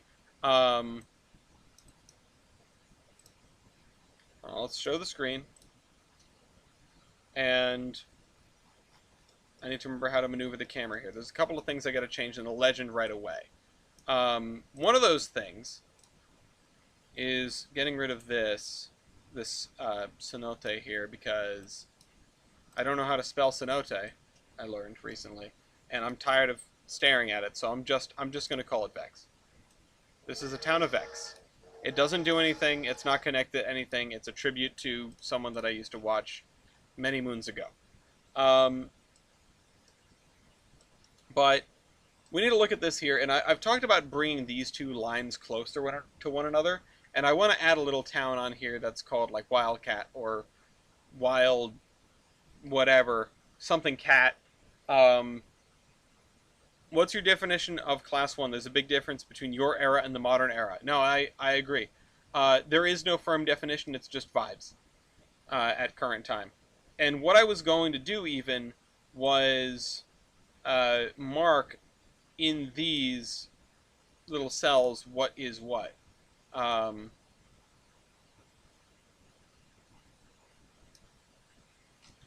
Hear me out. A class 3 was owned and operated by a mine. I'm definitely going to have mines and quarries that have their own internal railroads, without a doubt. In fact, we're probably going to have one, at least one, on the way up to Appleton. But right now, what I want to do is I want to grab this. Oh, and I grabbed it perfectly, and just put it like 8 pixels below this. 1, 2, 3, 4, 5, 6, 7, 8. And the other thing I'm going to do is eliminate all of the text, which the easiest way to do that is actually going to be to make a box, make a rectangle, make it white, and just paint right on over the text. Okay. The next thing I need to do is grab the color for this. Oops, hold on. Railroad layer. Grab the color. Go back to here. And make it brown in the legend. Oh, shoot. Make it brown. Yeah, we want maximum aliasing. Oh, shoot. What did I just do? This is going to be brown ocean. This is going to be the, I'm going to do this. I want to make it bold, and I want to type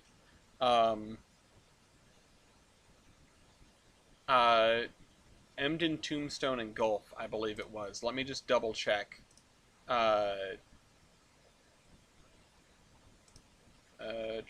Tolbrand. Actually, did I write it in here or did I write it in here? Emden. Emden, Tombstone, and Gulf. Okay, yes.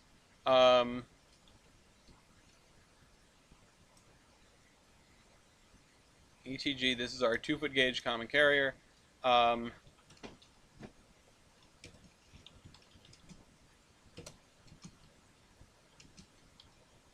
Nope. So we need to get this mapped on... We need to get this put in the legend since I drew it on the map.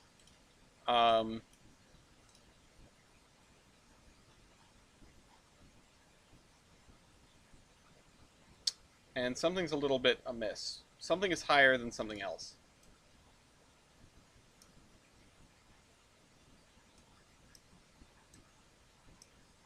Okay.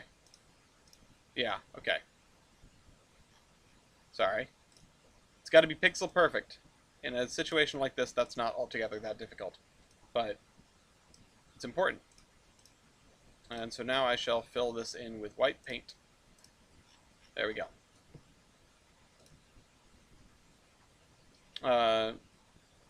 And I think I called it a railway, didn't I? Oh, I didn't even say. So we'll go with railway.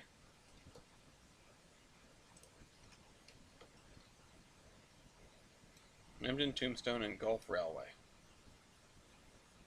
I think Basalt and Ridge would be an actual name given how creative town names can be.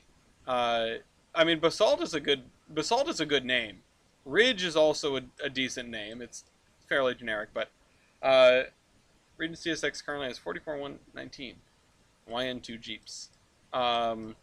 So yeah, one of the things I want to think about is where are our class 3s and what do they do and sort of what's their history. Now, there's a few things that exist on this map already that I would be considering breaking out into class 3s. One of those is this right here. And that's why we don't have enough branch lines to nowhere. This is one, but this is being held on to by the VMR, like, against all sanity and odds. This is another one that crossed my mind, but this is going to be a major seaport, and that's what the Gilson Eastern has. So, this, on the other hand, is not a major seaport. This is a railroad. So let's see, because I want to break this out into... I want to break this out into its own thing. To do that means painting, probably like painting over it and then paint bucketing it. So let's pick a color that we aren't using. This like fuchsia color is pretty far from everything else. The only thing close is the NDTNA, which is not nearby. But something else we could use is sort of a darker green. No, we used a darker green up here. To Tamaros. We have an orange out there. We have a red. We have like a yellow-orange. We don't have too much in the way of greens, I guess. But we also don't have... we have brown. We don't have a dark blue, but I don't want it to be confused with that. So let's go for like a dark purple. And let's actually color this in from this end.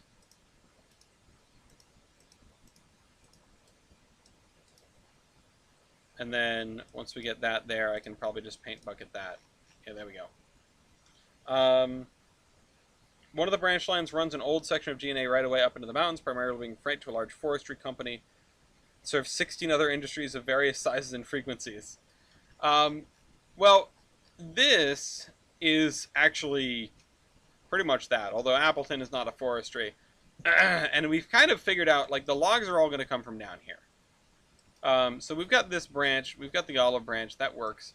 And I can't add anything to over here.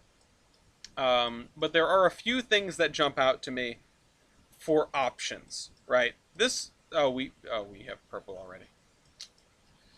This is a different kind of purple. It's a slightly different purple. Yeah, let's just go with this then.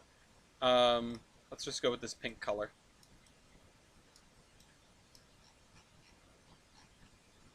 It's different than the ND. Is it? Hold on, I just drew on it. It didn't show up. Oh, that is barely different at all. We have used most of the good colors. How about like a red-orange then? Or like a...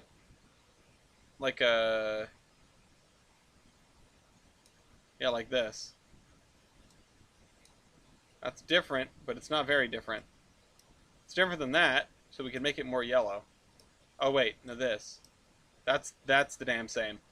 Maybe a dark green. Yeah, we have the TVNRR as a dark green, but if we could do like a really dark green, or like a really dark blue green, That might work.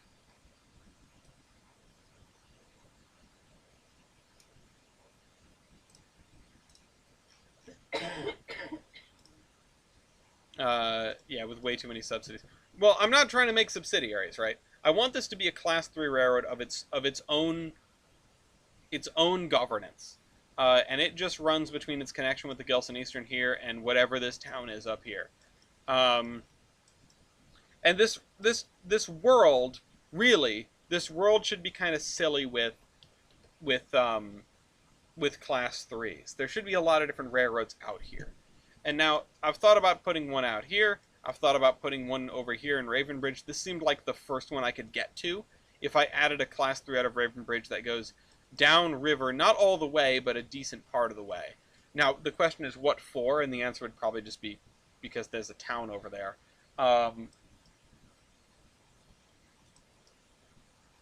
But this also could be another class 3. This could be its own thing. Maybe it's owned by the municipality of Meridian Isle or something like that. Um, and then I was thinking another, like a mountainous branch out of here. And these are things that we're going to have to think about going forward. Thinking of New England, one class 3 that comes to mind is the New England Central. Yeah, the New England Central is a really interesting one. I'm not sure where I could find an analog like that over here. Test to make sure that dark green is darker than the other dark green. I think it is. It's pretty dark. Oh, wrong layer again. Yeah, that's a visible difference. Okay, that's good. We don't have a name for this, so it's just going to stay the way it is. But really, I just want to be able to mess around with multiple railroads. Now, something that struck my mind is I was talking about passenger stuff and run through trains from like Tamara's Vale Anaconda, run through trains from from the NDT&A over here, over like the ZNS for example, the way this whole area is going to be handled, where most of the passenger is going to be on the ZNS line there. The Cape whatever railroad. Yeah, I mean, we could name this Cape something. Let's look at the ideas document. Ideas document. Let's look at what we've got for names. Station and town name ideas. We've got these things. Some of them are more serious than others. Charlotte says Oceanside to me. But I don't really like any of those for a Cape whatever. Cape Purcell, yeah, Cape Purcell is decent actually.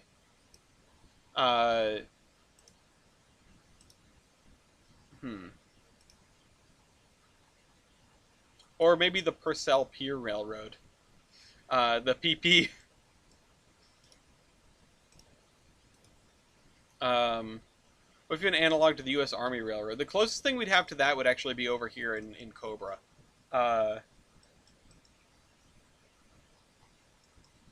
So we'll name this town Purcell. Okay, where's the legend? Yeah, okay. Give me some black text. And let's go down to, I think, size 8. Oh, and bold. Oh no, it's got to be size 9 then, or 10.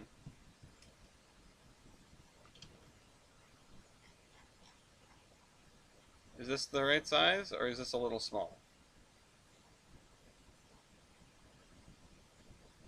A little bit small. I can make it a little bit bigger. Don't want to put it in the water. Well, I suppose what we could do is we could actually invert it. And just do that. Hi, Lafayette. Hello, pup. The Purcell Pier Railroad. Perfect. No, I really don't like the fact that it's white text. I'll just fit it. I'll just put it here on top of everything else. Do you have a Deadwood? Maybe a Deadwood blank? No, but I'll add that to the list.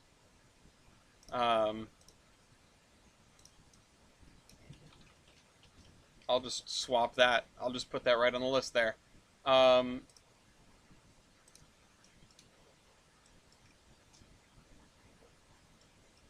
and then we should probably have some kind of, and the thing that I'm missing, the thing that I haven't done is I haven't done the highways. Like, this is supposed to be an interstate highway. It comes into here, it ends. This is another one. And there's probably going to be some kind of beltway around these areas.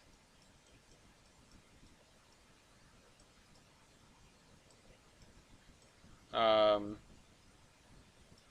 you know what? Actually, we could have this. We could do something else with the highways here, but it doesn't. What we're about to do doesn't matter because we'll never see it. Like, never ever see it. But if we run a highway up this way into Vex, and then through the mountains, we could actually get it to connect to this other highway here, which would be like normal seeming for traffic patterns, just wanting that interconnectedness.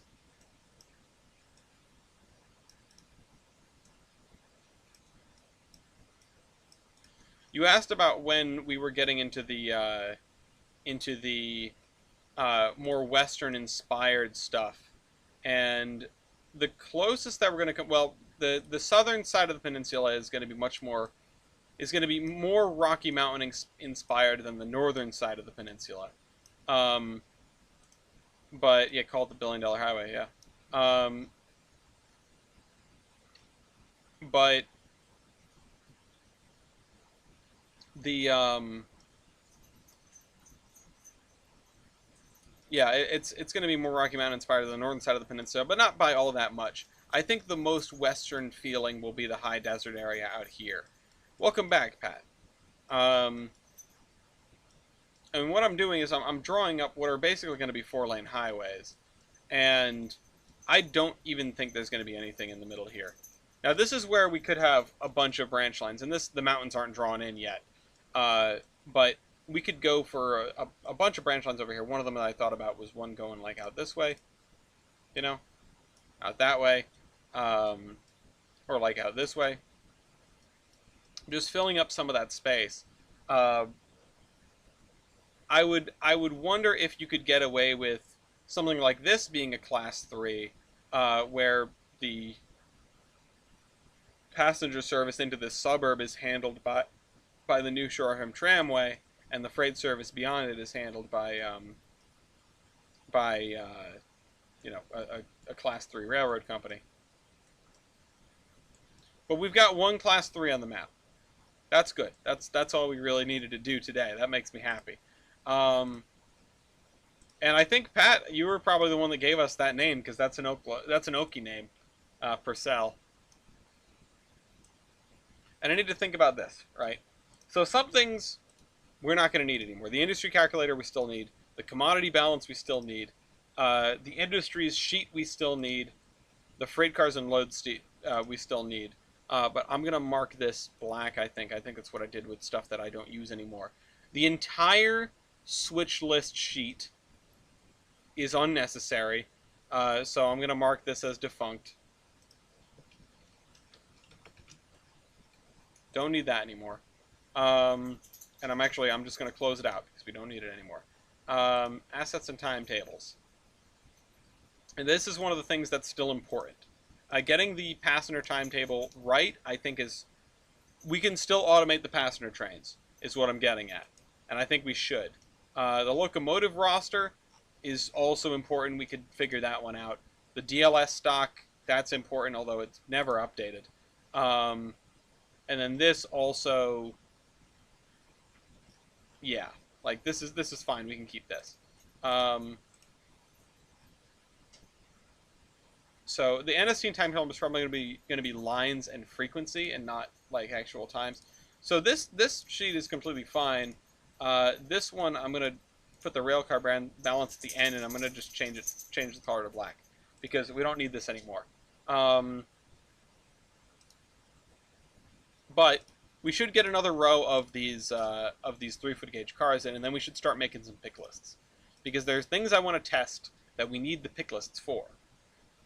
So, with that in mind, let me bump out this so I can see the people that are chatting. All three of you, which I appreciate. Grab the industries and balance sheet. Tuck the edge in like that. How about like right there? And then this.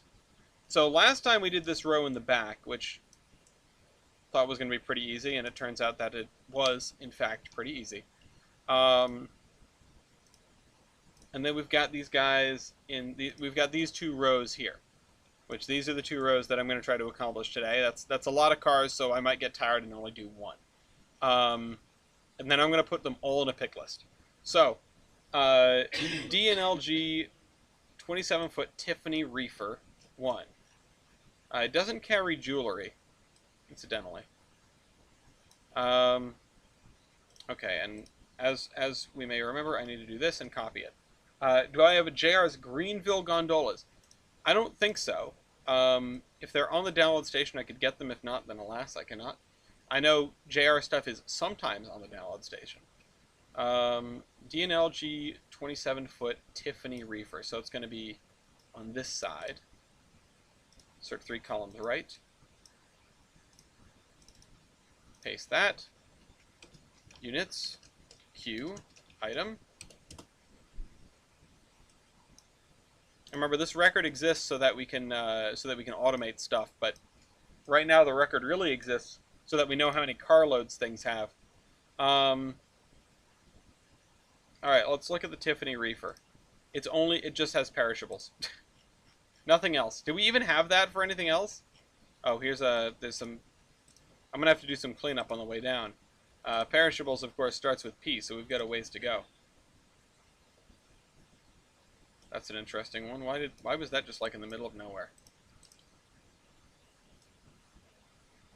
Oh, there's another one. I just saw another spot that needs to be cleaned up. Let me get it. Got it.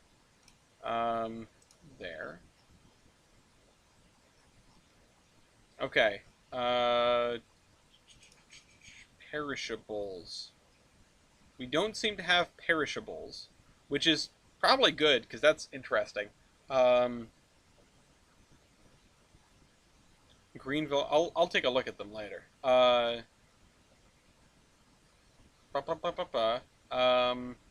Perishables. PER.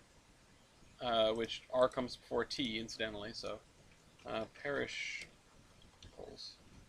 NG. And we've only got that in NG, so we'll have to translate that to something if we decide to move it over to the standard gauge. And we need this formatting. Okay. So, equals that. Yep. Oh, shoot. Perishables NG. Now we gotta go find it. Oop, there's another little error there. Perishables NG right here. This is not the right thing. It's going to be a 0, 0, and it has a max load of 6. So 6, 0, 0. Okay. 27-foot Tiffany Reefer. I think it's time to charge the batteries on my keyboard. There is a second car here which is identical. Also carries 6. It is just an alternate car, so I'm going to put it down here. Oh, shoot. Oh, I did it again.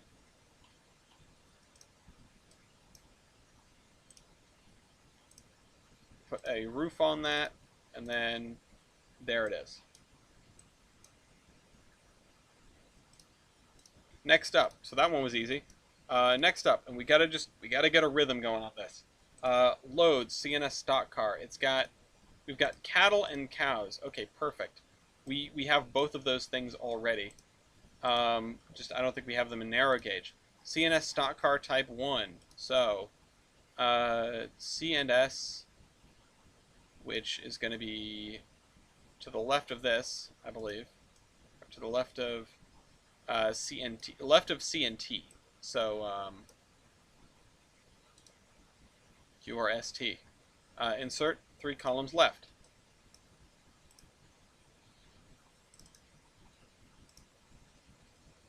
units, Q, item.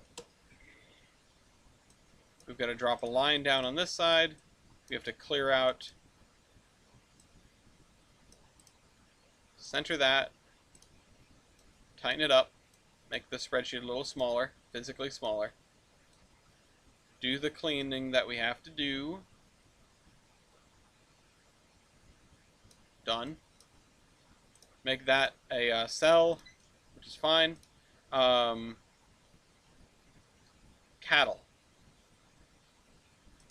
Yeah, Mopac, we're on the sheet. I did a lot of work today, so now it's spreadsheet time. It's treating myself. Not really, though. Cattle, which are going to be up here. Insert one row below. Cattle, NG. At some point, we're going to have to do 2-foot gauge cars, too. That's going to be fun. Cattle, NG, which are... You can load 4 of them. 4 cows. Equals 4. And let's double check for anything that was messed up by us putting in cattle. Yeah, we can get ahead of the game on cleanup. There, and also there's one here. Okay, next one is cows Jersey 01 load, which I'll put in under this. Cows Jersey 01 load. I hit tab and G. Now, I don't know. Oh, it's going to be 4, isn't it? What's the one we're working with? CNS Dark Type 1. It says it right at the top of the screen. That's actually kind of helpful. Equals that. Enter. And then this is going to be 4. 4. Hit enter a little too quickly. And 1. Okay.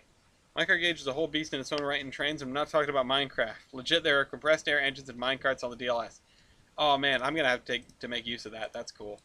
Okay, next, we got some GONs. Oh, this is going to be a fun one. CNS Coal Gondola Type 3. It's got a lot of stuff in it. CNS Coal. So that's going to be... We're going to go to the left on this. Insert 3 columns left. There, CNS Coal Gondola Type 3. Expand these just a little bit. Units, Q, item. I wrote items again. Item singular. Straighten that out. Grab this, pull down. And there were only 2 things to fix anyway. Start with the first commodity. Coal. Just coal, narrow gauge. This definitely already exists. We have something for this. We have the EBT hoppers for this. Coal, NG. And this is going to be a load of 18795. 18795. That's 00. And we're going to grab the blue background for this because that is the correct Control-Alt-V. Hello? Control-Alt-V. There we go. That is the correct one for that. Next one, we'll see if the next one has it. How about iron ore? What do we have for iron ore? I would imagine not narrow gauge. Nope. Alright. Insert one row below. Iron ore.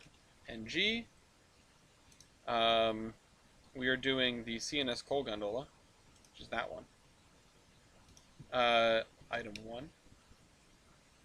And then for this, after we set that as that, for this we are going to grab this and then Control-Shift-V.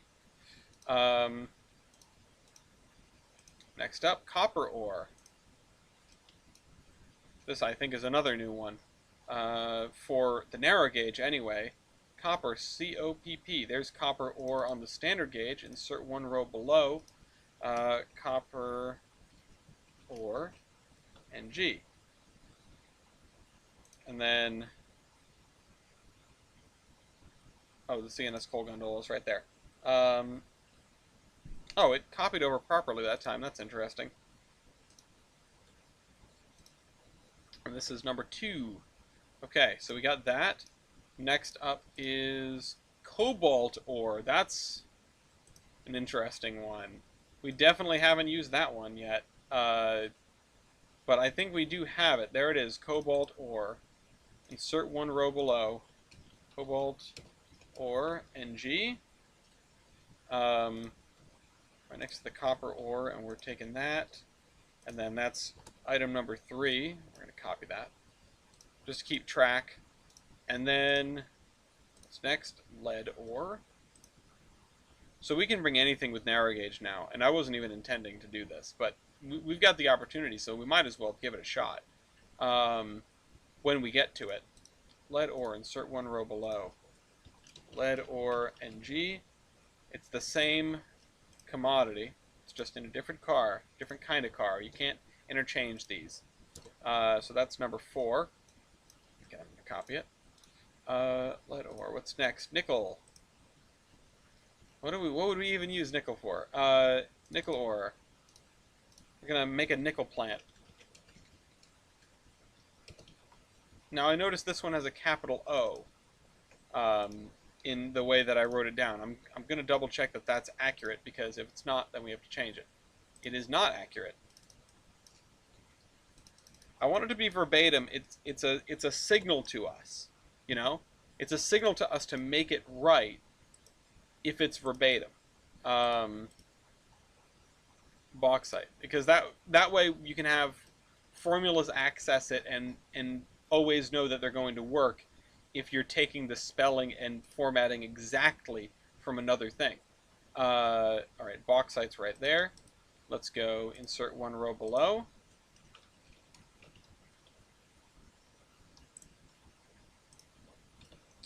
And that would be number 6, which I did just check to see that we're on track with that. We are. Next up is zinc ore, way down the bottom. But we do have it. And these commodities were definitely just taken from a standard gauge car, and I'll check which one that is if we're curious. But there's nothing wrong with that. It's ensuring that transloading is very, very possible. Tin ore. Okay, Mr. Tin Man, let's see about you. QRST, tin ore. Right there in row 303. Tin ore, NG. And then this. And then that is commodity number 8. Next up is silver ore, which, if only there was a town that was well renowned for its silver on the narrow gauge somewhere. Silver ore. Silver ore, NG. This is probably going to be the most time-consuming one today, I would imagine, although I'm not entirely sure. Gilpin gold ore. Now that's something I'm not sure I have. Let's find out. I don't know why it would be on the standard gauge car, so and maybe it is, maybe it isn't. There it is, on the standard gauge car, after all. Gilpin gold ore. Gilpin gold ore, NG. Carload is that much. Shoot. And this is going to be number 10. Now, I don't know if you can insta-load commodities over 10 anymore, or still. We also have regular gold ore, which is right below. So we can have 2 kinds of gold ore. Kind of interesting. Not sure what we would do with that. Maybe sending it through multiple processes. 11. Okay, and there's that car. And we also have the one next to it. Oh, hold on. Let me check to make sure that there aren't another row of loads. No, there aren't. Cool. Which is the coal gondola type 2. And you know what? I would imagine there's also a coal gondola type 1 if I had to hazard a guess.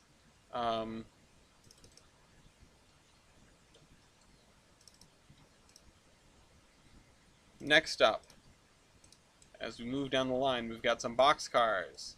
Let's see. This looked like they're going to be trouble. Just kidding, they're not. Okay. CNS boxcar type 3. Easy peasy.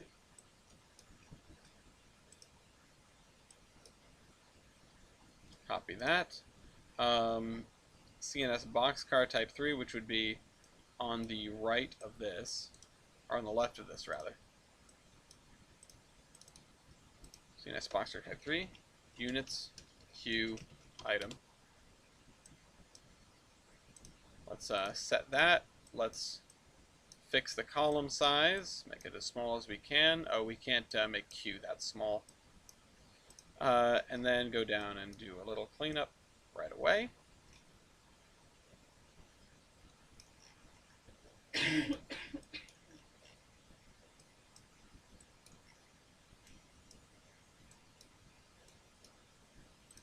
Clear that up. And all right, we've got three things. We've got general goods, which I know we already have a car for. So let's see. General goods, this is the in the crate version. Can carry 10 and the other one, this one can only carry 4. So it's definitely not a preferred or an alternate rail car. It is just what it is. It can carry 4 of these, and it's 0 and 0.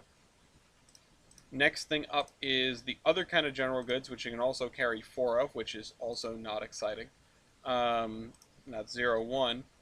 And then finally we have hay, which I think is new. I don't think we have hay anywhere. We might have hay. No, we have hay bale. Oh, we could have hay delivered to a place to get turned into hay bales, like narrow gauge to standard gauge, like that. I might even do that somewhere. Hey, narrow gauge. And it is capitalized. So CNS boxcar type 3. We've got that as 4. Okay. And then this is 2. And then let me steal the formatting from here, which is going to be Control-Alt-V. Bam, there we go. Okay. Next up, we've got this boxcar, which is identical. I checked. So we'll just be able to put this down as an alternate car for this. Nope. It's weird that we can have multiple things on the thing at the same time.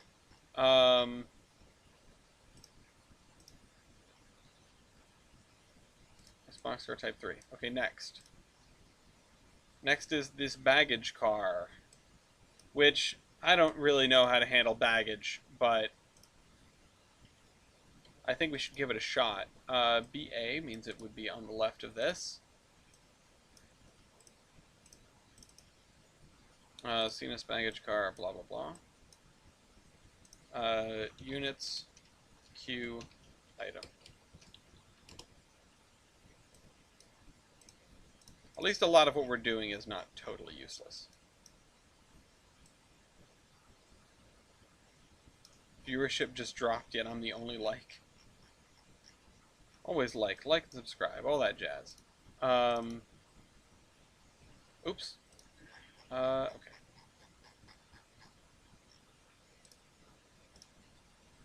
Let's see.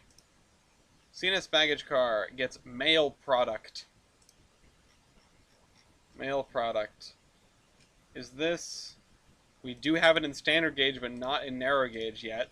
Mail product. NG. I mean, this is the boring part. I don't blame anybody for not sticking around right now. Mail product. There. Maximum load is a whopping 8.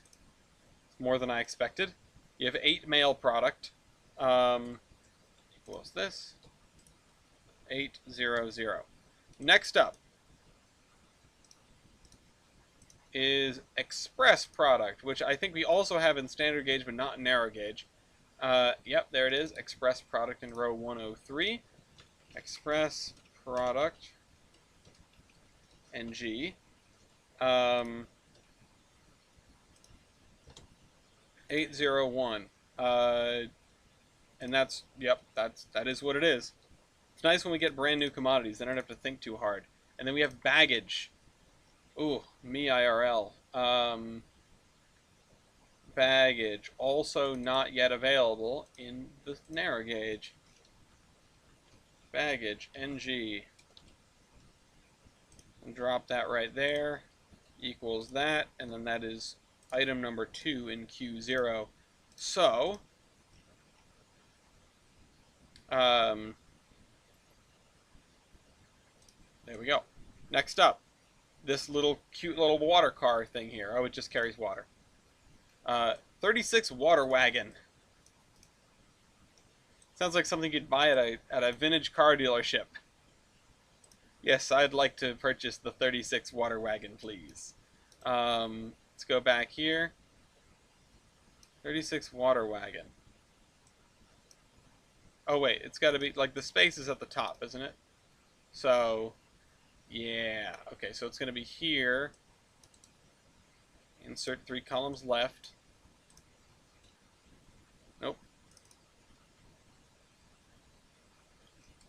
Get that back on the proper clipboard. Units, Q, item. Now the only thing this carries is water. So I think if there's anything that we already have that carries water on the narrow gauge, it should be relegated to second class behind the water wagon. So let's see. Water, NG. Yes. The 36-inch tank car carries water. I can never see where the scroll bar is. 36-inch tanker carries water. Does it carry anything else? No. No, it doesn't. It only carries water, in which case this car is probably unnecessary for us to catalog. But we've made it this far, so I'm going to do it anyway. It carries 3,200 water. That's not a lot of water. So 3,200, 0, 0.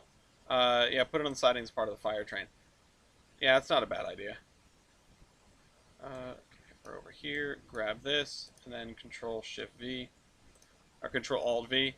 Useful as an aux tender? Yeah, maybe. I don't think there's a way to get water from one of the... I'm not sure if Trainz handles aux tenders at all. Okay, we got some stuff in this guy. This is 36 ore car Type 3 TRS. 36 ore car, which is going to be to the left of the water wagon. This is ore car Type 3 TRS. Units, Q, item. The only thing that's going to... Oh, I was going to say the only thing that's going to be a mess is where the water wagon comes in, but we're spotting all sorts of other bleeds because of changes we've made over, probably the last couple of months at this point. The Trainz does handle fuel, coal, water for locomotives. It does on some locomotives. I'm just not sure how it does aux tenders. Okay, this is going to be interesting because everything has its own queue, although they are all the same size, so I don't really understand what's going on there. This is coal 14,300. So coal narrow gauge. 14,300. 0, 0. I am once again putting that there, and I'm going to go grab this formatting. Control-Alt-V. Control-Alt-V. There we go. I'm going to copy this now, and we're going to move on to the next. On to the next. Iron ore, 14,300. It might be worth it. It might be worth it to relegate certain things to just these cars. 14,300, 01. The iron ore, though, I don't think so. The iron ore probably should go in a specific car, but not this car. Like the coal gondola. Maybe we can put iron ore in the coal gondola and nothing else. And this can handle early building the rocket. What rocket? Oh, you're playing Factorio. Oh, you're doing Lazy Bastard, that's right. Iron ore narrow gauge. That's not going to be in this by default. So we'll move on. Oh, right. No, hold on. It's Q1 item 0. And then limestone aggregate. I don't think we have that narrow gauge. Let's see. No, we don't. Okay, so we've got a car for that now. Limestone aggregate NG. And then, oh shoot. Once again, we're cleaning up our own mess. Limestone aggregate. This ore car, which has 14300 Q2 item 0. We'll copy this format, Control Alt V, and we'll copy that over because that's one carload of limestone aggregate on the narrow gauge. Taconite pellets. Okay, so these may not be things that we have at all. Taconite pellets, iron pellets, and sugar. Sugar? Okay, whatever.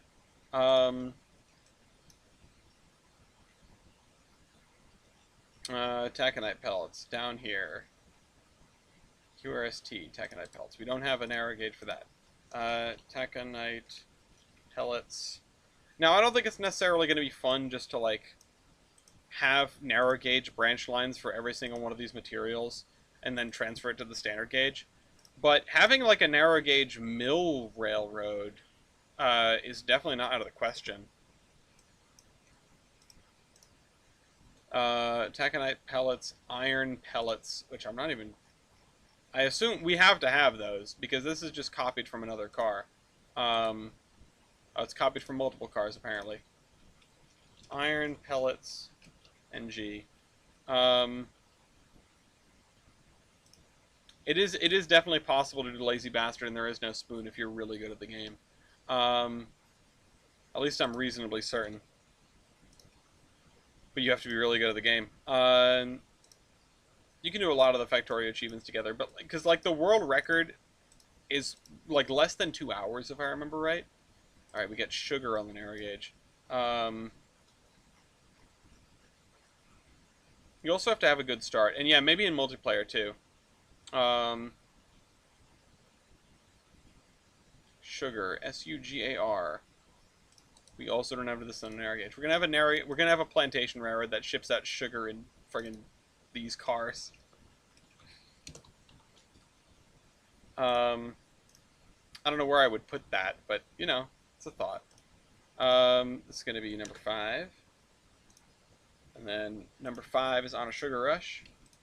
And that's that car in, and then we're gonna do these cars, and then we're gonna leave this row for next time. We're gonna make some pick lists. What the heck was that? Oh, okay. 36 NCNG boxcar. Okay. 36 NCNG, which is going to be... I assume that it's going to have some overlap with this guy. So... NCNG boxcar 30 foot. Also, I can't help but notice this one's too small.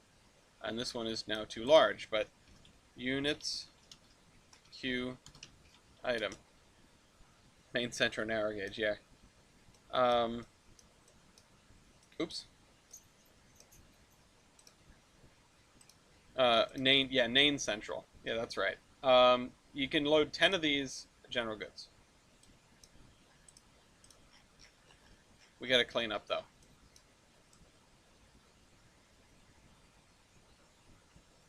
Cool. General goods box, which is the inbound general goods. Or sorry, the outbound general goods. Out from industries.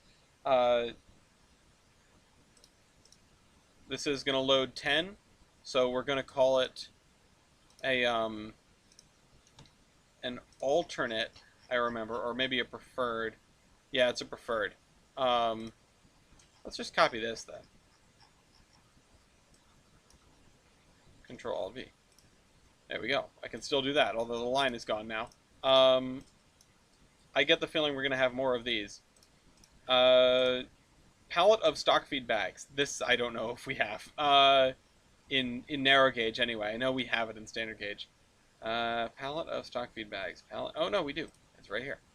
So that's one. Starting to realize something about this boxcar. General goods, the other kind of general goods. This is the crate kind. And this is Q number 2, or item number 2. And then finally, hay bale. Hey, look, hay bale. We already had that one though. It's going to be here. Yeah, this car is basically useless. You can load all the same things. Um, it's in a different order, but yeah, no, that's a weird one. They're in a different order, but they are pretty much the same. Also, I think this one has more stuff. No, it does not. Why are they in a different order then? That's curious. Hey Bale, this is item number 3. So it's not identical, but this is this G&D boxcar. The other one just had to be different. We could have stacked up like 5 different cars, same as one another together. And that's that. Okay, so something I want to do is create pick lists for rolling stock and freight cars, or rolling stock and locomotives by railroad. And that's a tricky thing to do, I think, because I have to decide what goes to what, and I have made these decisions before, but I can't remember. So, yeah. Let's see, and I've never actually really made a pick list before. So search filter, pick list, change pick list. I only have one. Create pick list. GERR locos. Actually, let's just do... No, because I don't know if they're all in the list. Hold on. Are all of my freight cars in the list? I should really make sure. Actually, the thing that I'm most curious about is if I left that PC freight car in, because it should be here. Yeah, the PC. Okay, yeah, no, everything should be fine.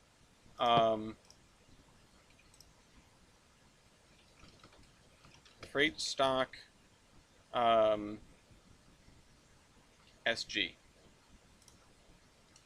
Freight stock SG. And now what I need to do is I need to just grab all the cars and put them in the thing. Starting with this one. Right? I just do that. Oh yeah, I do just do that. Okay. This L&N 50-foot boxcar, I think that's in as well. I'm gonna have to double check for most of these because they're recent additions and I can't remember for sure.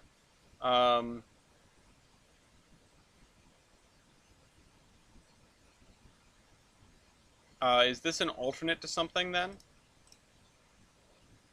Is it an alternate to the one next to it? The EEC boxcar?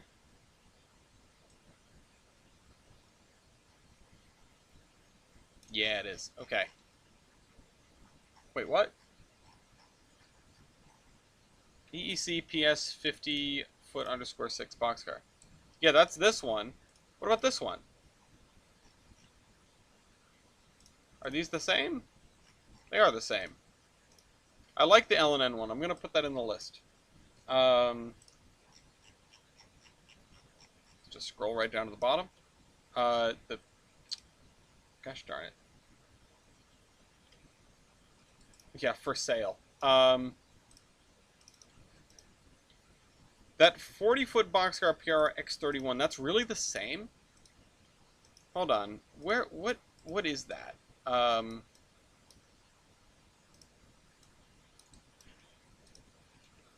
X31. I found it anyway. Is this really the same? I don't think this is the same. No, this is not. Why is this in the list with the other one?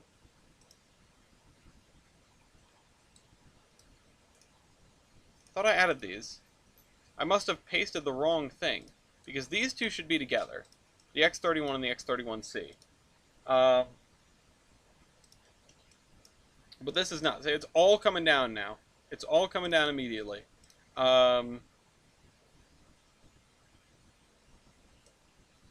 EEC. Okay, no, hold on. The PRR X31. Where are you? You're probably over here in the PRR. No, you're not. Why not? And why was that included then?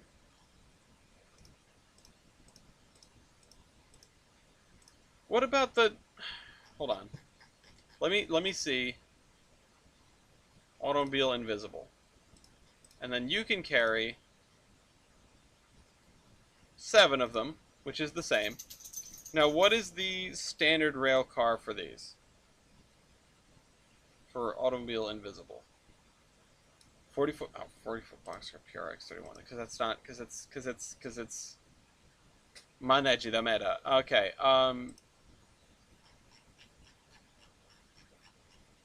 okay, yeah, no, I must have pasted the wrong thing. But either way, both of these are good. You're on the list. 40-foot boxer X31, 40-foot boxer PRX31. This L and N box car, you're on the list. This, you're on the list. The Gondola, I know that one is in there. And then the ZNS one is also in there. And I should add the no logo and the simple. Oops, shoot. To the list here. At the bottom. Hi, pup. ZNS Gondola. We're gonna do that. We're gonna put that, and then we're gonna put this once again. No. Wow, I don't understand how this happens sometimes. Simple. Clear that out, fix the borders. Because those are all the same. Then we have this guy. I didn't mean to grab it. Or I didn't mean to select it, I meant to grab it. A 3-bay hopper. We have this one. The SN 2300 series boxcar. Why do I not remember this one? SN 2300 series boxcar. What is in this that makes it special? Why do we have it? It's not on the list. Is it down here?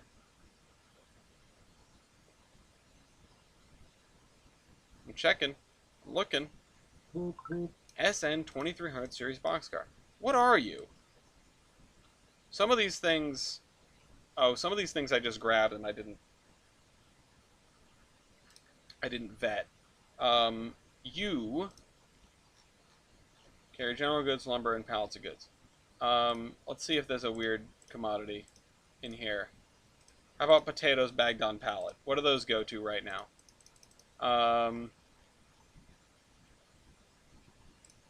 Potatoes bagged on pallet. The Copper Range boxcar, the 40-foot DNRGW boxcar new. Okay, let's look at that one.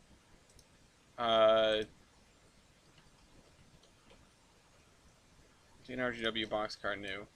Let's put that there. And let's look at this here. So that's, okay, whoa.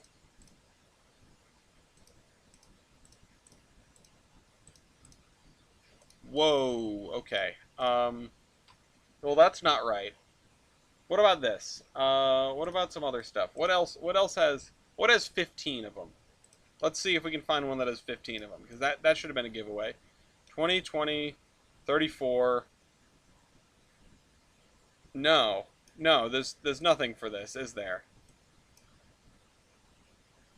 We didn't put this one in. I thought we had all the standard gauge stuff done. Where'd they go? Potatoes. Potatoes bagged on pallet. Okay, well, I have to set this one aside then, because it's a nice car and I'd like to use it, but it is no good. So I'll put it over there at the end of the standard, at the end of that track near that needs to go in. At any rate, this can go into the cool club. DNRGW boxcar new. Honestly, this CP rail and this BN car, I don't think they present anything new, and I also don't really like them. Yeah, these don't provide us with any new equipment, with any new stuff. Georgia Pacific, Weyerhaeuser. We have enough different kinds of lumber. I'm just going to delete those. Oh, hey, there's the Rio Grande boxcar. The cotton belt thing. This I'm pretty sure is in there. I remember doing the potash for it. Hopper ACF. Let's grab this. 40-foot boxcar PRR. What's special about you? You've got some stuff. You've got the finished leather. That's right. 40-foot boxcar PRR, which is going to be way all the way over here. Um, Actually, does that? Yeah. Okay, gotcha. You can go in there. Um, are there any alternates for that one? No. Not overly surprised by this. Custom. I remember entering these custom boxcars. Um, were they all the same?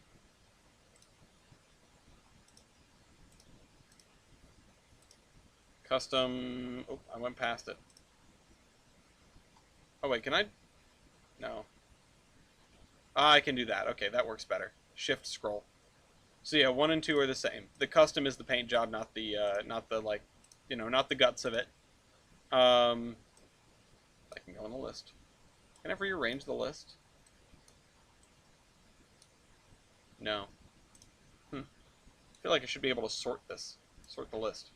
Um, this is an interesting one. GMRC 50-foot boxcar.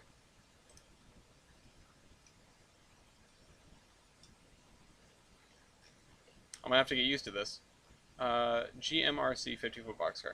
So it's not in here, but is it identical to something else? Perhaps. I don't see it. I don't see it. So I like it. I like them. They're a little bit too modern, but they look old enough. And they have this paper roll, this 5x5 paper roll, which I don't know if we have that.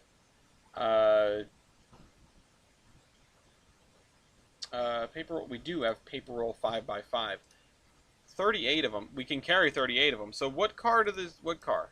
What car? What was the reason? 30. Oh, GBW 50-foot boxcar. Oh, I must have gone right by it then. No, that's GMRC. This is GBW, and that's the same. So we just need to copy this. So okay, this was a miss on my part. I mean, they all are, but such is life. Let's put this in here. See, 50-foot boxcar. FMC. So those two are good. Let's look down here. We've got some stuff. 30-foot boxcar ATSF. Oh, let me put this into the list, and this one into the list. I got a bleed on zinc NG. Good catch. Did anything up their download speed? I'm downloading SAP assets faster than I have previously. I don't know. They could do to though. I wouldn't. I don't think it'd be out of line if they did. 34-foot boxcar ATSF1. So let's go back to the beginning here. 30. Oh, yep. It's the same as the Buzzards Valley Railroad boxcar. Wait, what? No. That doesn't make any sense. Wait. What? No, that's not right at all. Why are these underneath there?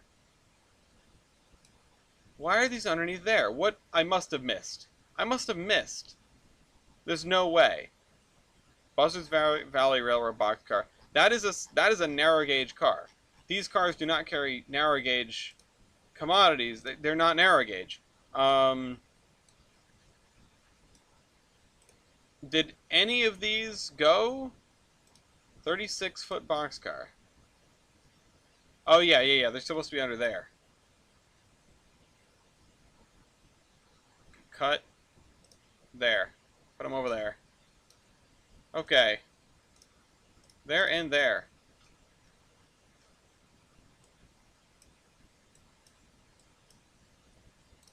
Okay. We got that out of the way. And then all 4 of these can go into the list. Into the pick list. Grab you. Into there. Wait, what? It didn't go. Okay, there we go. Grab you. Into there. Grab you. Into there. And there are lots of like identical copies of these cars, but I'm not going to list every single one of them. Um, Wisconsin's getting tornadoed. Peacemaker Freight Service. Peacemaker Boxcar. 40-foot Boxcar NYC. Peacemaker. Or Pacemaker, rather. Yeah, we've got that one. So that goes in the list. And now we'll always be able to tell. We'll be able to just look and see if it's in the list. This stuff down here. 40-foot stock car, Chesapeake in Ohio, number 1. I'm fairly certain we have that. Yep, there it is. And then, let's see. Get this one. All of these 40-foot boxcars are A-OK. They're all pretty much the same. They're all like, they all have the same commodities. The B&LE one, the C&O one. These three are the ones that I've used a lot of.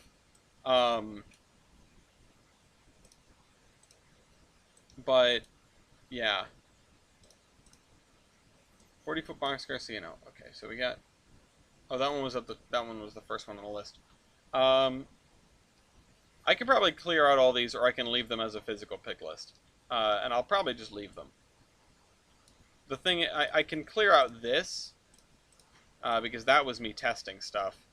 And I can clear out this and this, because we duplicated those. So let's put those away over there. All of these cars I know we're all set with, including this one, the 40-foot stock car TP. And then these guys, of course, those are all the same. All design and Skyline stuff. The Copper Range boxcars I know we're good with. And then all these tank cars we just added, so let's get those in here. I might have to break this out into... what is this? Oh. Trolley bus. That's cool. We've got trolley buses. Freedom HW tank. The GN 38-foot tanker. The Standard Oil tanker. The chunky one. And we're just going to go down the line here. Because I believe these guys at the end, even though they're out of era, they are edibles tankers. And I really like the arrangements, the commodities on these. Yeah, DMIX tankers. I'm pretty sure we put those in the list. Sort of against my better judgment in terms of keeping the vibes right, but no, I don't see them. Really? Did I miss them?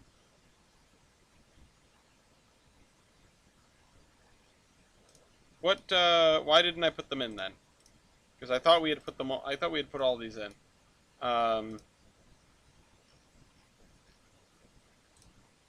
Ammonia, ammonium nitrate, acetylene gas, chlorine, corn, helium, hydrogen, kaolin.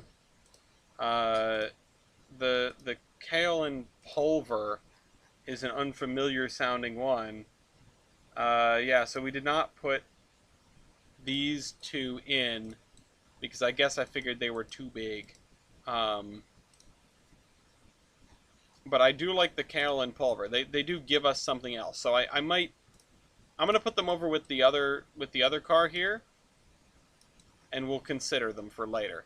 The Peacemaker boxcar is a lot longer.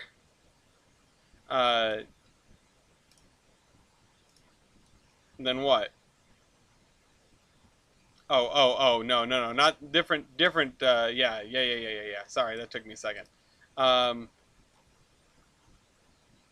TSCX,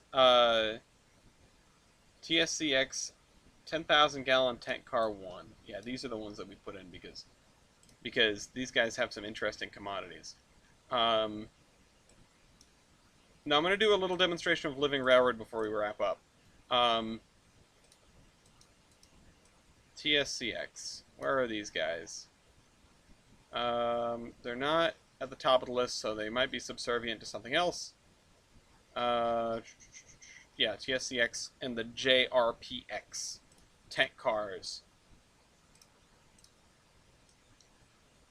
So you can go right there, and you can go right there in the list. So That's a lot of our standard gauge stuff. It's not all of it. We're missing a lot of hoppers and things like that, and we've got to go through and look at hoppers probably in the coming weeks.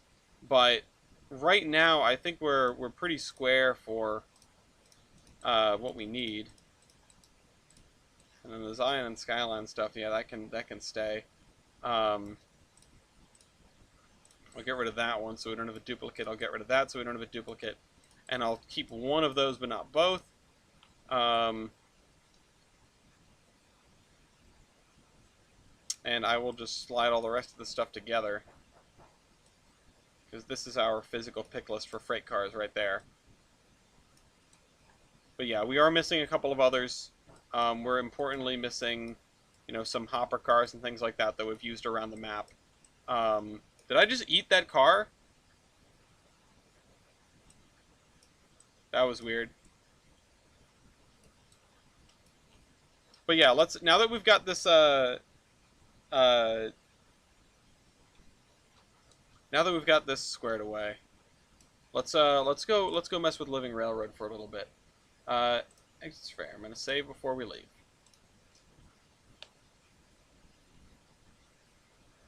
Are we still on screen mode? Oh my god, we are. That's fine. We can get rid of screen mode now.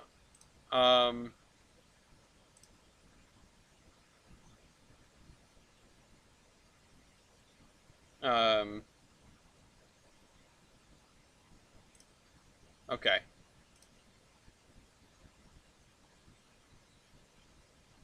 Give it a second to get us back into the menu because it's gonna, it takes a minute. All right, select route.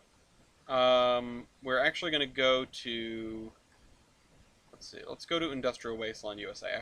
Hopefully this is what I think it is. Select route, edit route. Hopefully we have everything.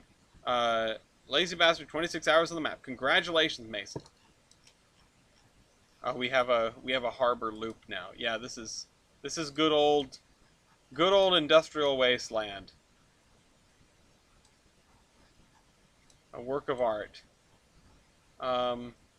Why have all these things been disconnected?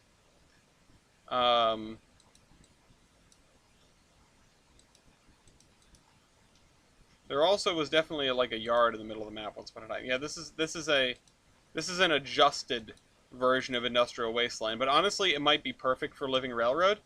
The fact that we don't have a yard is a little bit goofy, though, because I wanted to stage some cars and have them picked up.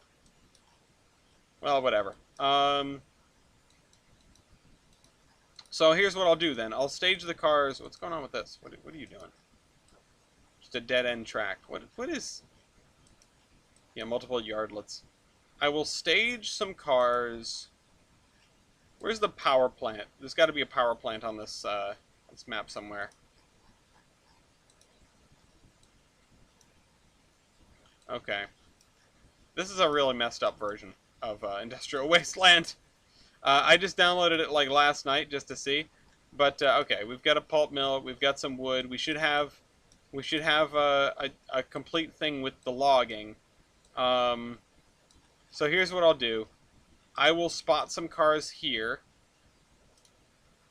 That's something we didn't add. We didn't add the log cars. Yeah, clinch. Logs 50-foot clinch.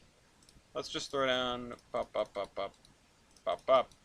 Oh, also, what we have to do first, that's right. What we have to do first is we have to go into one of these industries. We have to say, enable dispatch. And then, yeah, it'll figure itself out. No industries require lumber, incidentally. I feel like this, because this used to be, this is a really effed up version of this map. Give me a second, because I think I'm just going to go download the right copy of the map. Let me see if I can find it. Download station. Industrial Wasteland. And it's got to be a route. It's got to be a route. Industrial Wasteland 3v1.1. That's definitely not it. What about just Industrial Wasteland? Just regular old Industrial Wasteland. Or Industrial Wasteland TS... Okay, no, hold on. Cancel that. Delay that order. Oh, now I'm going to have 3 different versions of Industrial Wasteland. Shoot. Industrial Wasteland. I think the latest one was the Trainz SP. Good evening, Chris. I'm gonna do a Living Railroad demonstration here in a minute. But I downloaded a version of Industrial Wasteland that is like, more like just plain wasteland. So let me go back out to the menu. Hopefully it shouldn't take as long as exiting Tolbrand. No, do not save. Oh, I just automatically... Yeah, exit Surveyor. Don't save. Mason beats Factorio and immediately goes back into Factorio. Industrial Wasteland. Yeah, okay. Redone for TS12 plus hotfix. Select route. Edit route. It's such a throwback. It's a great route for this kind of thing. Okay, yeah, this is right. This is right. Much goofier, but it's perfectly fine. So what I'm gonna do is I'm gonna throw down some cars in the yard here. Let's just throw down a bunch of logs, 50-foot clinch. And now the thing is, it's not gonna know. You know what? I'll do much fewer than this. I'll just do like 5, right? And there's a FEC Jeep that I've used for stuff. What the heck? Oh, Fred as in a flashing rear end device, not, you know, like a person. So this is why I wanted to make a pick list of locomotives. FEC. We'll use. Actually, no. You know what we'll use? We'll use GE. No, not GER. We'll use VMR. Grab one of these Alcos. We'll put down one of the Alcos right there. So we've got some cars here in this yard, which is such a goofy yard. It's not really a yard. It's more like a 6-track main line. This is the yard. Okay, so let's move the cars over to the yard then.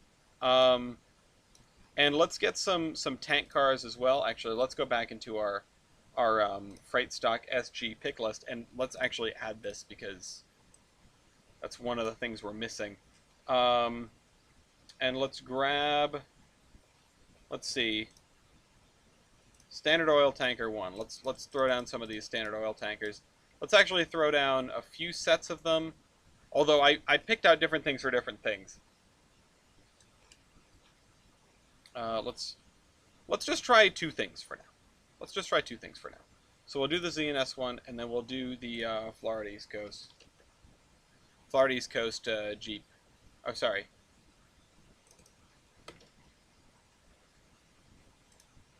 Jeep there.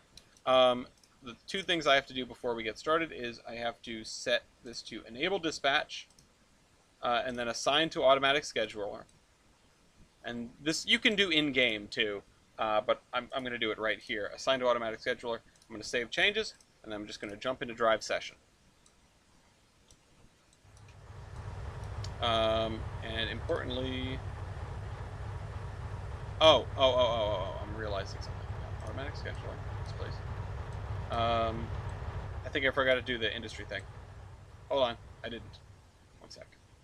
Easiest way to do it is just to click on the largest industry you can find. View details. Oh, okay. Yeah, it's going. It's going. This guy's already leaving. So this guy's leaving. And this one, let's see, is this assigned to Automatic Scheduler? And now it should go as well. Now, these guys have been assigned commands based on what is needed on the map. And if we click on View Driver, you can see what he's been given. And this is it. It's very, very simple, right? Couple to a load of cars, or couple to a set of cars, and then drive to an industry, load, drive to another industry, unload.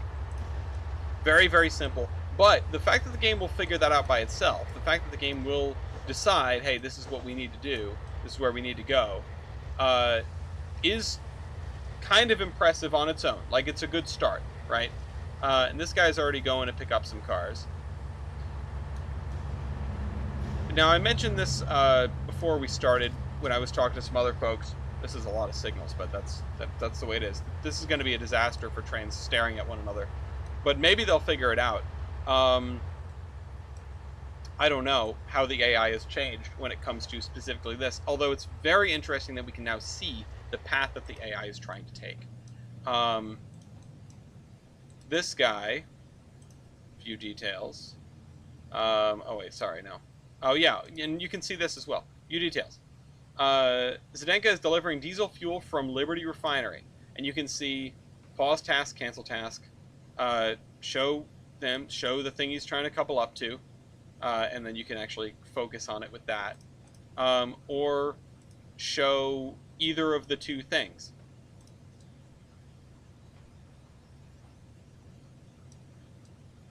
So we'll see how this goes. And I could have spawned a whole bunch more, but I don't know how many. We've got a bunch of locomotive sheds. 1, 2, 3, 4, 5, 6, 7, 8. Yeah.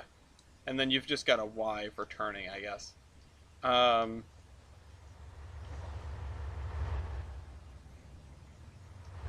So this guy is lined all the way through here to get those cars. Now, 50-50 chance whether he's going to go forward to do anything or he's going to go backward. It's really cool. And see, the thing is, Chris, I haven't been keeping up with it either. I just sort of decided to experiment the other day because I got served a random video of a fella playing on the UMR. And I went, oh, man, how do you keep all that straight, right? Like, how do you keep all that straight? And the answer is, well, the guy does everything himself. He has like a spreadsheet to watch, or to know where things need to go. He's disabled all the automatic industries so that instead it just he loads the cars manually and he tags the cars manually, and I think that's great. If I had the time to do something like that, maybe I would. But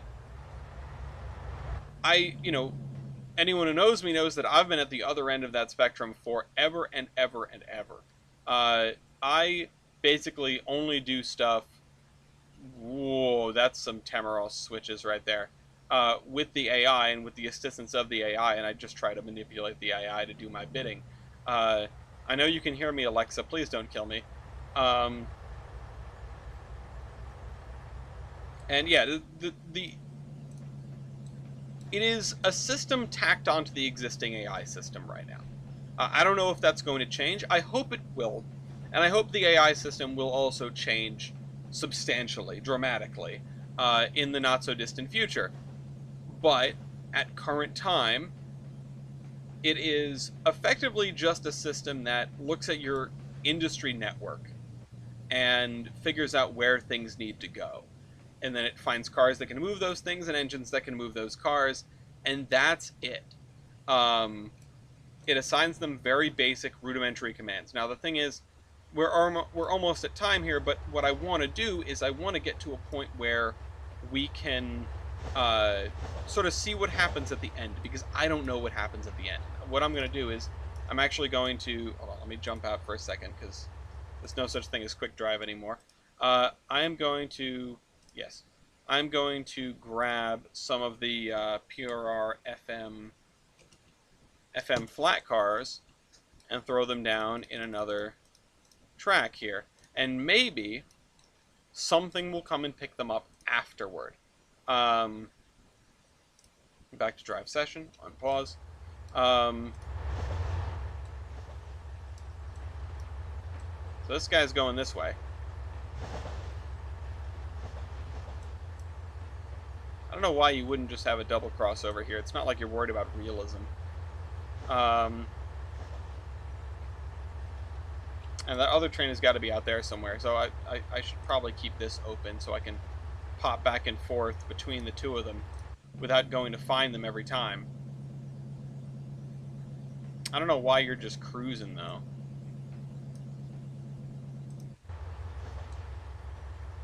I don't know what the speed limit is for this, or how any of that is working. But, oh, it looks like it's 35 for the entire map. Oh wait, this is 20. Let's go in this way anyway. This is going to Liberty Logging North, this is going to Liberty Refinery, and it vibes as he's going to reverse direction. Okay, he does. And you can see where he's trying to go and how he's trying to get there, or the path that he's trying to take. And same with you, if we open this back up.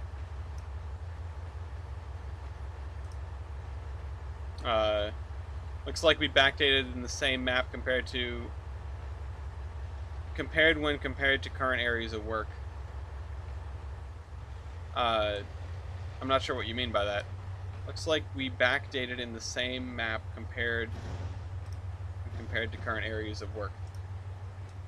Yeah, I don't know what you mean by that. But I really wish the speed limit on this map was a lot higher so that these guys could get out and run. Oh, this area is 65. If you could transplant the AI from OpenTTD into this game, it would be wonderful. But yeah, I don't know how this handles really anything. Like, if there are cars in the way, I don't know if it tries to move them. If there are trains in the way, I don't know if they try to maneuver around one another, or they just say, sorry, I'm giving up.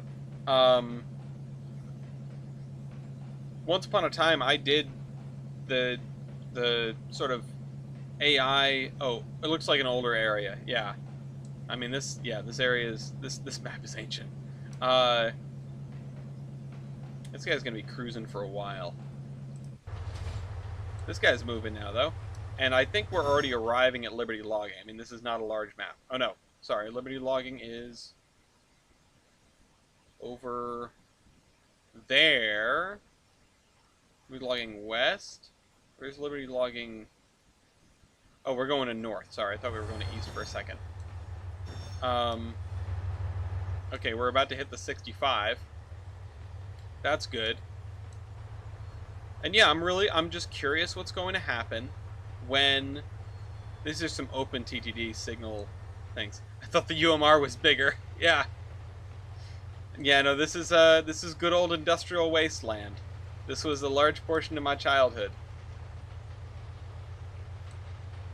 The thing with the UMR is, not only does it take several minutes for the Living Railroad thing to figure out all the connections and where stuff needs to go, and boy, the lag during that time is serious.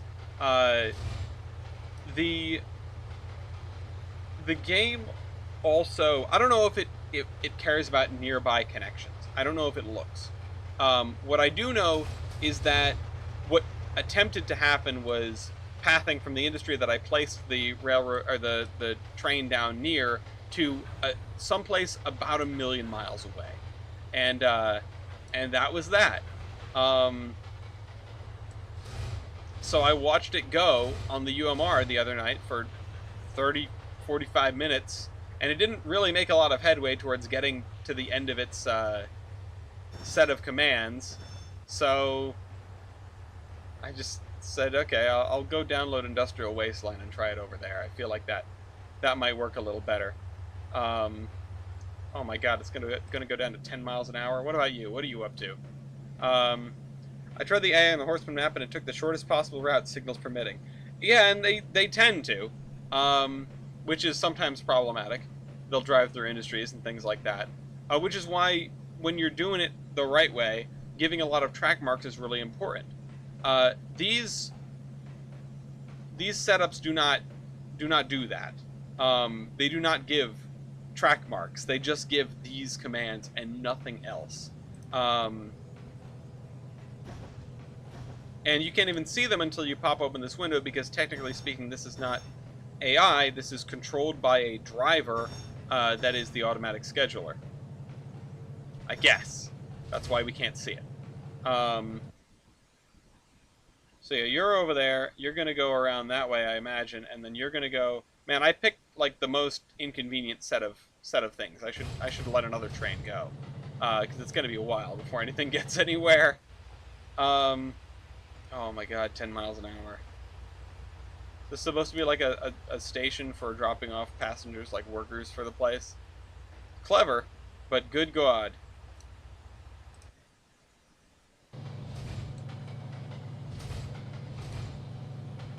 Alright. Good night, Orion. See you next week. Actually, next week I'll be on vacation. I will not see you next week. Yeah, we won't have an episode next week. Part of the reason I wanted to do a long one today. At least this is 65. At some point we were going to run into the other train, I think. Hopefully not physically. But the thing with this map, like the problems with this map, of course, I don't need to enumerate on what the problems with this map are. This map came to do a very specific thing and did that very specific thing. It laid out all like the default industries in an area and connected them all with tracks, with more tracks than you could know what to do with. I think that's just fine. It came here to do what it came here to do. It's a completely unrealistic arrangement. Everything's of course in a big box, but that's fine. It's a real open TTD looking area. But honestly, I think the place where it falls down is it's not fun to do operations on this map. Maybe, yeah, this map would be fine with multiplayer, and I should redo it for the modern Trainz multiplayer, and we could try it out. Not MPS, just the regular multiplayer. And it could be entertaining because you just get to drive stuff around, right? This is like oh hey look, there's our other train. It's like a Railroads Online map, you know, where a train like this is the only really the only train you're ever going to need. Are you going to cross over and then follow? That's kind of interesting. We're going the same direction. Although you're hooking a left here to go all the way across the map. Oh no, sorry, Liberty Refinery is right here. Okay. The first train out of 2 is arriving. I don't think the schedule works with steam engines yet as well, which is why I'm using these 2 diesels. Otherwise, I probably would have just thrown out some steam engines. So yeah, the routing that Living Railroad assigns these trains is not ideal. But the thing is, if you have, and we'll see what happens when this thing finishes its task, if you have a railroad with a bunch of stuff to do that's relatively simple, relatively straightforward, sort of like this, not a lot of, you know, no frills, and certainly no realistic track arrangements, then the Living Railroad AI seems to want to do okay. Okay, so we're gonna pull up to here, and I believe if this is right, we're gonna pick up diesel fuel. Yes, we have diesel fuel to the coal company. That's interesting. Few details.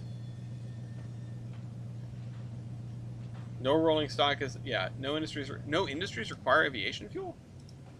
I thought the point of the thing over there was that it needed aviation fuel. But diesel fuel and crude oil, we might get rolling stock to deliver that later. So you're pulling and you're going to load up. You are heading up the same hill that we just headed up a minute ago, which is pretty darn close to where the logging is, and that's fine. So now this thing is definitely just in the load phase. Yeah, load at Liberty Refinery. It's using the load command, very straightforward. It's going to pull up, load a few, pull up, load a few. Nothing about this is revolutionary. The revolutionary part is that it got here completely on its own. Where's the load? Did it load? Did it load on the way through? What the heck?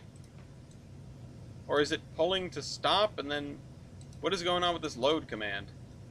What's going on?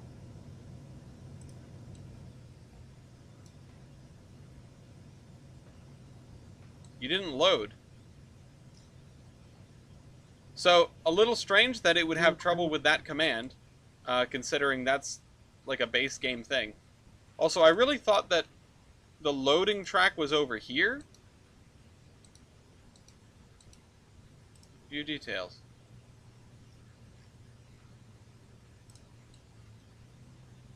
Yeah, buddy, you didn't load.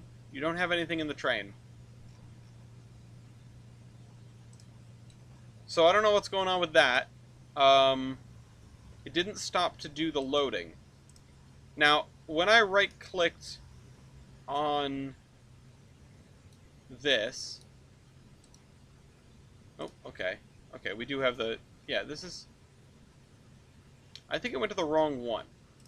And I don't know how I feel about that. I don't know why that would be the case. But now it's going to go deliver nothing to Liberty Coal. At least you have a chance to go to the right spot, I think. So let's see. There are 3 log loaders here. Let's see, will you stop and load like you're supposed to? Yes. So the other one, I think it just went to the wrong spot. Oh, okay. It didn't load anything. There we go. Okay, so it's got 1 carload of logs now. Now see, the real thing I'm curious about is, like, what does it do once it finishes these tasks? And does it just leave these cars behind? Or does it put them somewhere? Or does it just take them with it? Which I assume is what's going to happen. It's going to take them with it, and it's going to go and pick up the other cars and then become a even more chaotic-looking train. But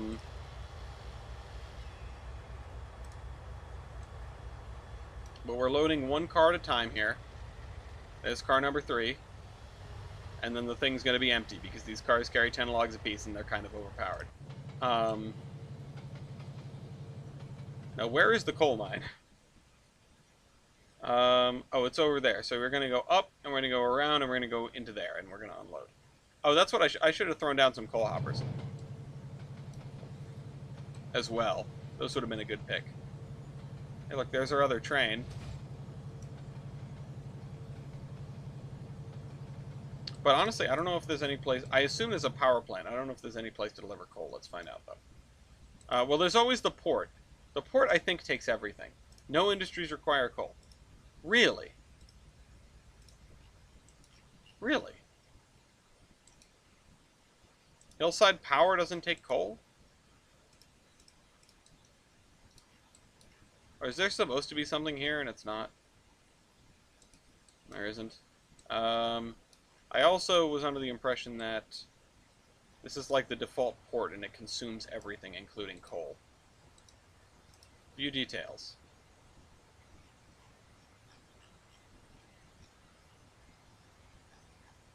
Okay, why isn't this part of Living Railroad? It's an interesting question, if you ask me. Script properties. Okay, it is what it is. Wood chips is empty. So, there are problems, of course. So we have some holes in the supply chain because certain things don't seem to recognize Living Railroad. Also, once again, these things will gladly just move around. And it looks like it's going to be shoving for a long time. Not that it cares which end of the train the locomotive is on. Okay, you're pulling into Liberty Coal. So we will have a successful delivery with this. So that's something. That's better than absolutely nothing. We will have a successful delivery and make all that money that doesn't exist in this game. In this program. I just saw the plane go by.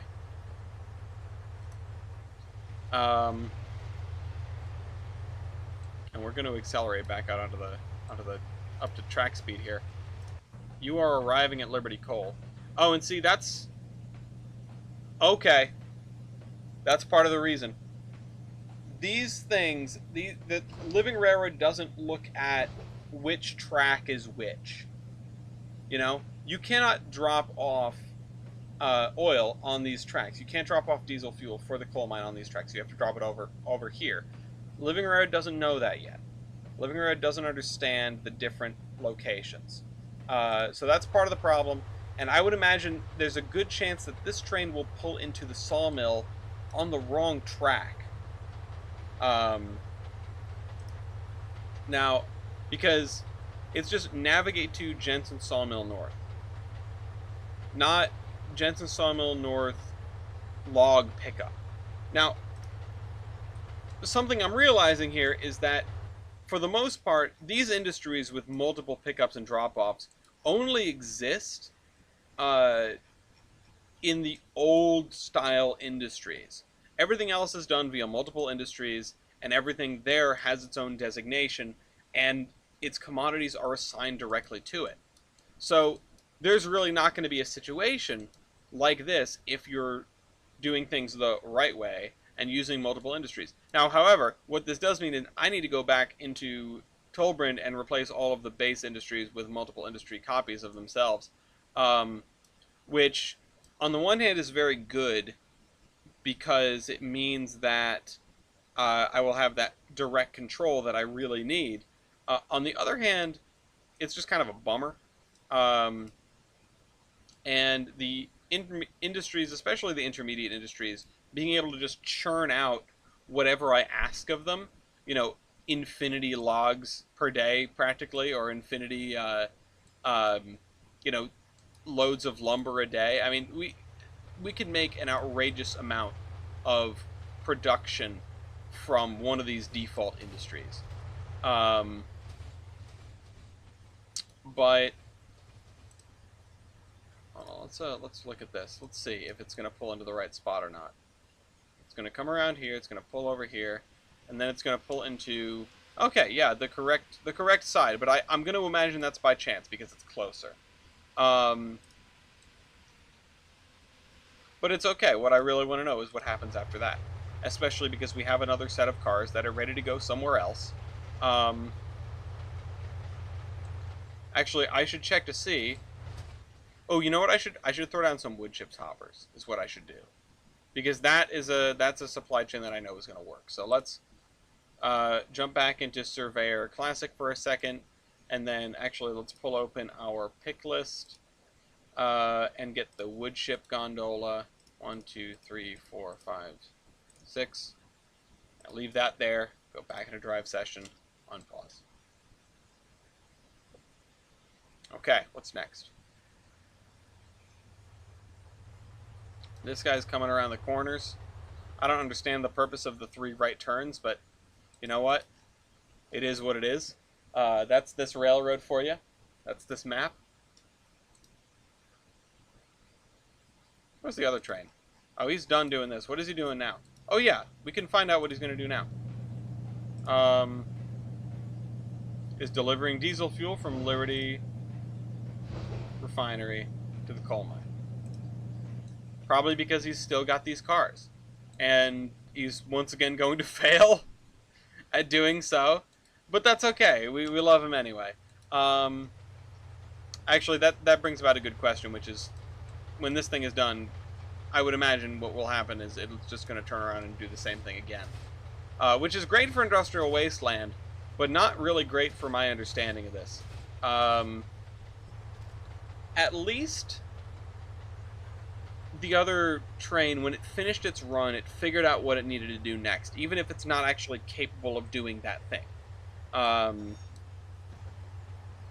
So that may be an important step for Living Railroad, the AI, is to assign...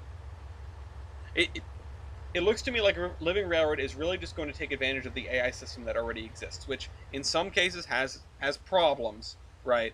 But it can be refined, and if they're going whole hog on this Living Railroad system, which they really seem to be trotting it out as sort of the next generation of trains, they're going to need to do a lot of perfecting of their current system. Something else you might be able to do is inject code using one of these, and I'd like to see how this works. I'd like to see if this is possible. This would be an interesting way to abuse Living Railroad, and I'm going to forget, but I want it to be known. Maybe we can experiment with it. In the past, we devised a system, and I say we because I didn't do it by myself, I had help. We devised a system that would allow a train to pull up to a location, have a helper tacked on, continue to another location, have that helper come off, and then carry on down the railroad. Now, living railroad, if you have a train that is doing its thing, right? Is Gloria making the cinnamon rolls? If you have a train that is doing its thing under control of this set of commands, and it rolls over a track mark that gives it additional commands, will they appear in this list? That's something to test. So we're loading up here. This thing is, we're not going to be able to put all the logs in here. We're not going to have enough room. So what is going to happen after that? Well, could be any number of things, honestly. It could try to deliver these logs to the other sawmill. It could give up. It could leave the cars here. It could go do something else.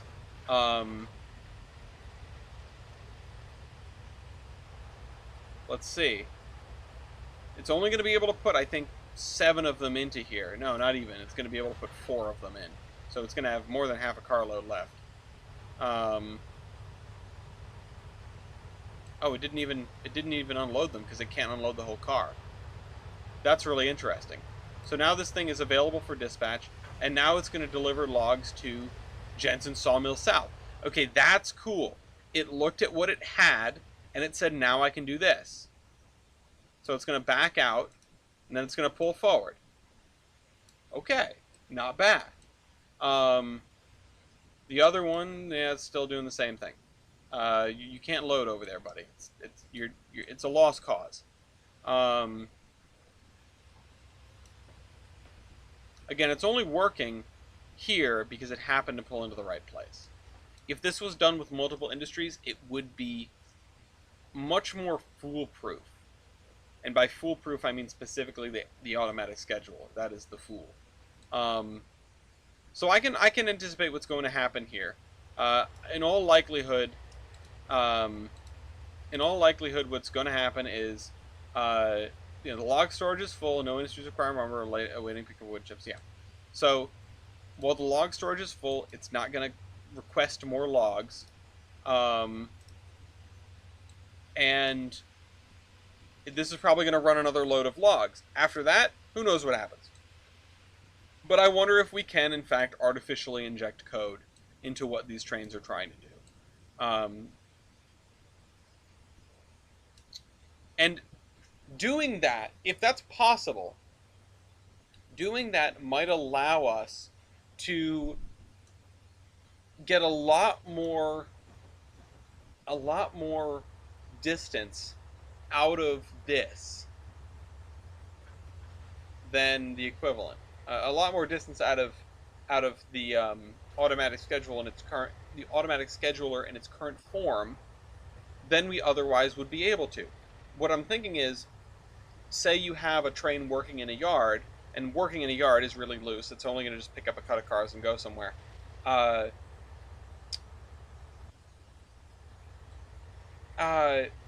Sorry, thinking. But as it leaves the yard, it passes over a track mark that gives it a set of instructions that allows it to pass the main line, interlocking towers, etc. Is that reasonable? I do not know. The scheduler has issues right now. It can't, I don't think it can do turntables. I would imagine that it can't. Can't do steam engines from what I've been told. And it doesn't think about bringing multiple commodities to the same group of destinations. So it's not a good shunter. It can take one commodity from point A to point B, but again, the real upshot of this right now is the fact that it recognizes the commodity, point A, point B, the cars that it needs to take to do that, and can grab a locomotive and assign it the appropriate set of commands. Not very exciting commands, but still, it's something that we really haven't seen before. It's an automatic logistics network, at the very least. Um, it is taking the necessary logistics from a map and applying them to. I assume it's looking at a web of industries and figuring out what can go where and how. I think that's good. I think that's, it's not great, it's not incredible, but it's a really good start. So, with that, I'm going to let this guy unload, and then we're going to see what happens to him, what he decides to do next. And I'm going to head off, because I know Gloria is waiting for me, and has to get up early in the morning and wants to watch Stargate before we go to bed. I need water. I need a snack before I go to sleep, because I ate before we did this. And now it's been quite a while. But I hope if anyone new sees this, they're willing to stick around. And now what? Okay, so we've unloaded. Oh, it's gotta go through everything else first. Your train's empty. Just go. Go, go, go, go, go. What is that?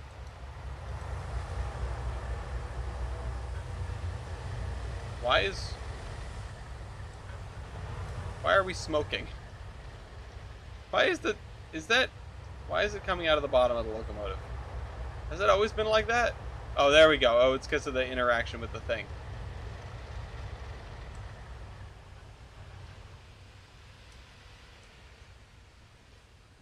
Yeah, this done with multiple industries would be much more functional. Or even just a similar thing. We just don't have a... Oh! Whoa!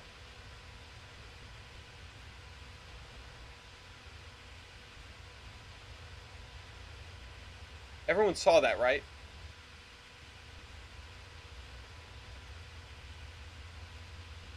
We need to do way more experimenting. What did we just see? I saw something about returning the log cars. Was it going to bring them back to where it got them? Because that's awesome. That I'm impressed with. And then it would go and figure out how to do something else. That makes my night. All right, I'm going to head out now. This has been a very long episode, but that's okay. I'm not going to be here next week. I will see you all in 2 weeks, in one fortnight, Battle Pass. Sorry, I couldn't help myself. And this is incredible. Go dick around with Living Railroad if you dare. If you have Trainz 2022, I'm not sure if it's only available with Trainz Plus. If you have Trainz Plus, go screw around with this. Tell me what you find. It seems like it's incredible. And I know I just said it was good and not great and not incredible, but it wanted to put those cars back. What? Like, it wanted to put those cars back. I really thought it would just hang on to them and accumulate cars and keep going. I thought it was much dumber than it is. It's still pretty dumb, but I thought it was much dumber than it is. I am blown away by this incredibly rudimentary piece of programming, because I have never seen anything like it. There's definitely going to be more shenanigans with this, whether on stream or off stream. As always, do the YouTube stuff and comment and subscribe and like and all that jazz. If you're still here watching this after all this time, visit our website, theironhorseman.com, and visit our Discord server. Come by and say hello, join in on the chaos and the Loco games. And maybe I'll stream some of this in there for a more private audience and get some more direct feedback on what to do. Maybe I'll come through here and I'll replace everything with multiple industries for that sake. Just to get stuff to work. Anyway, yep, hope you guys enjoyed. I'll see you next week. This is the Admiral.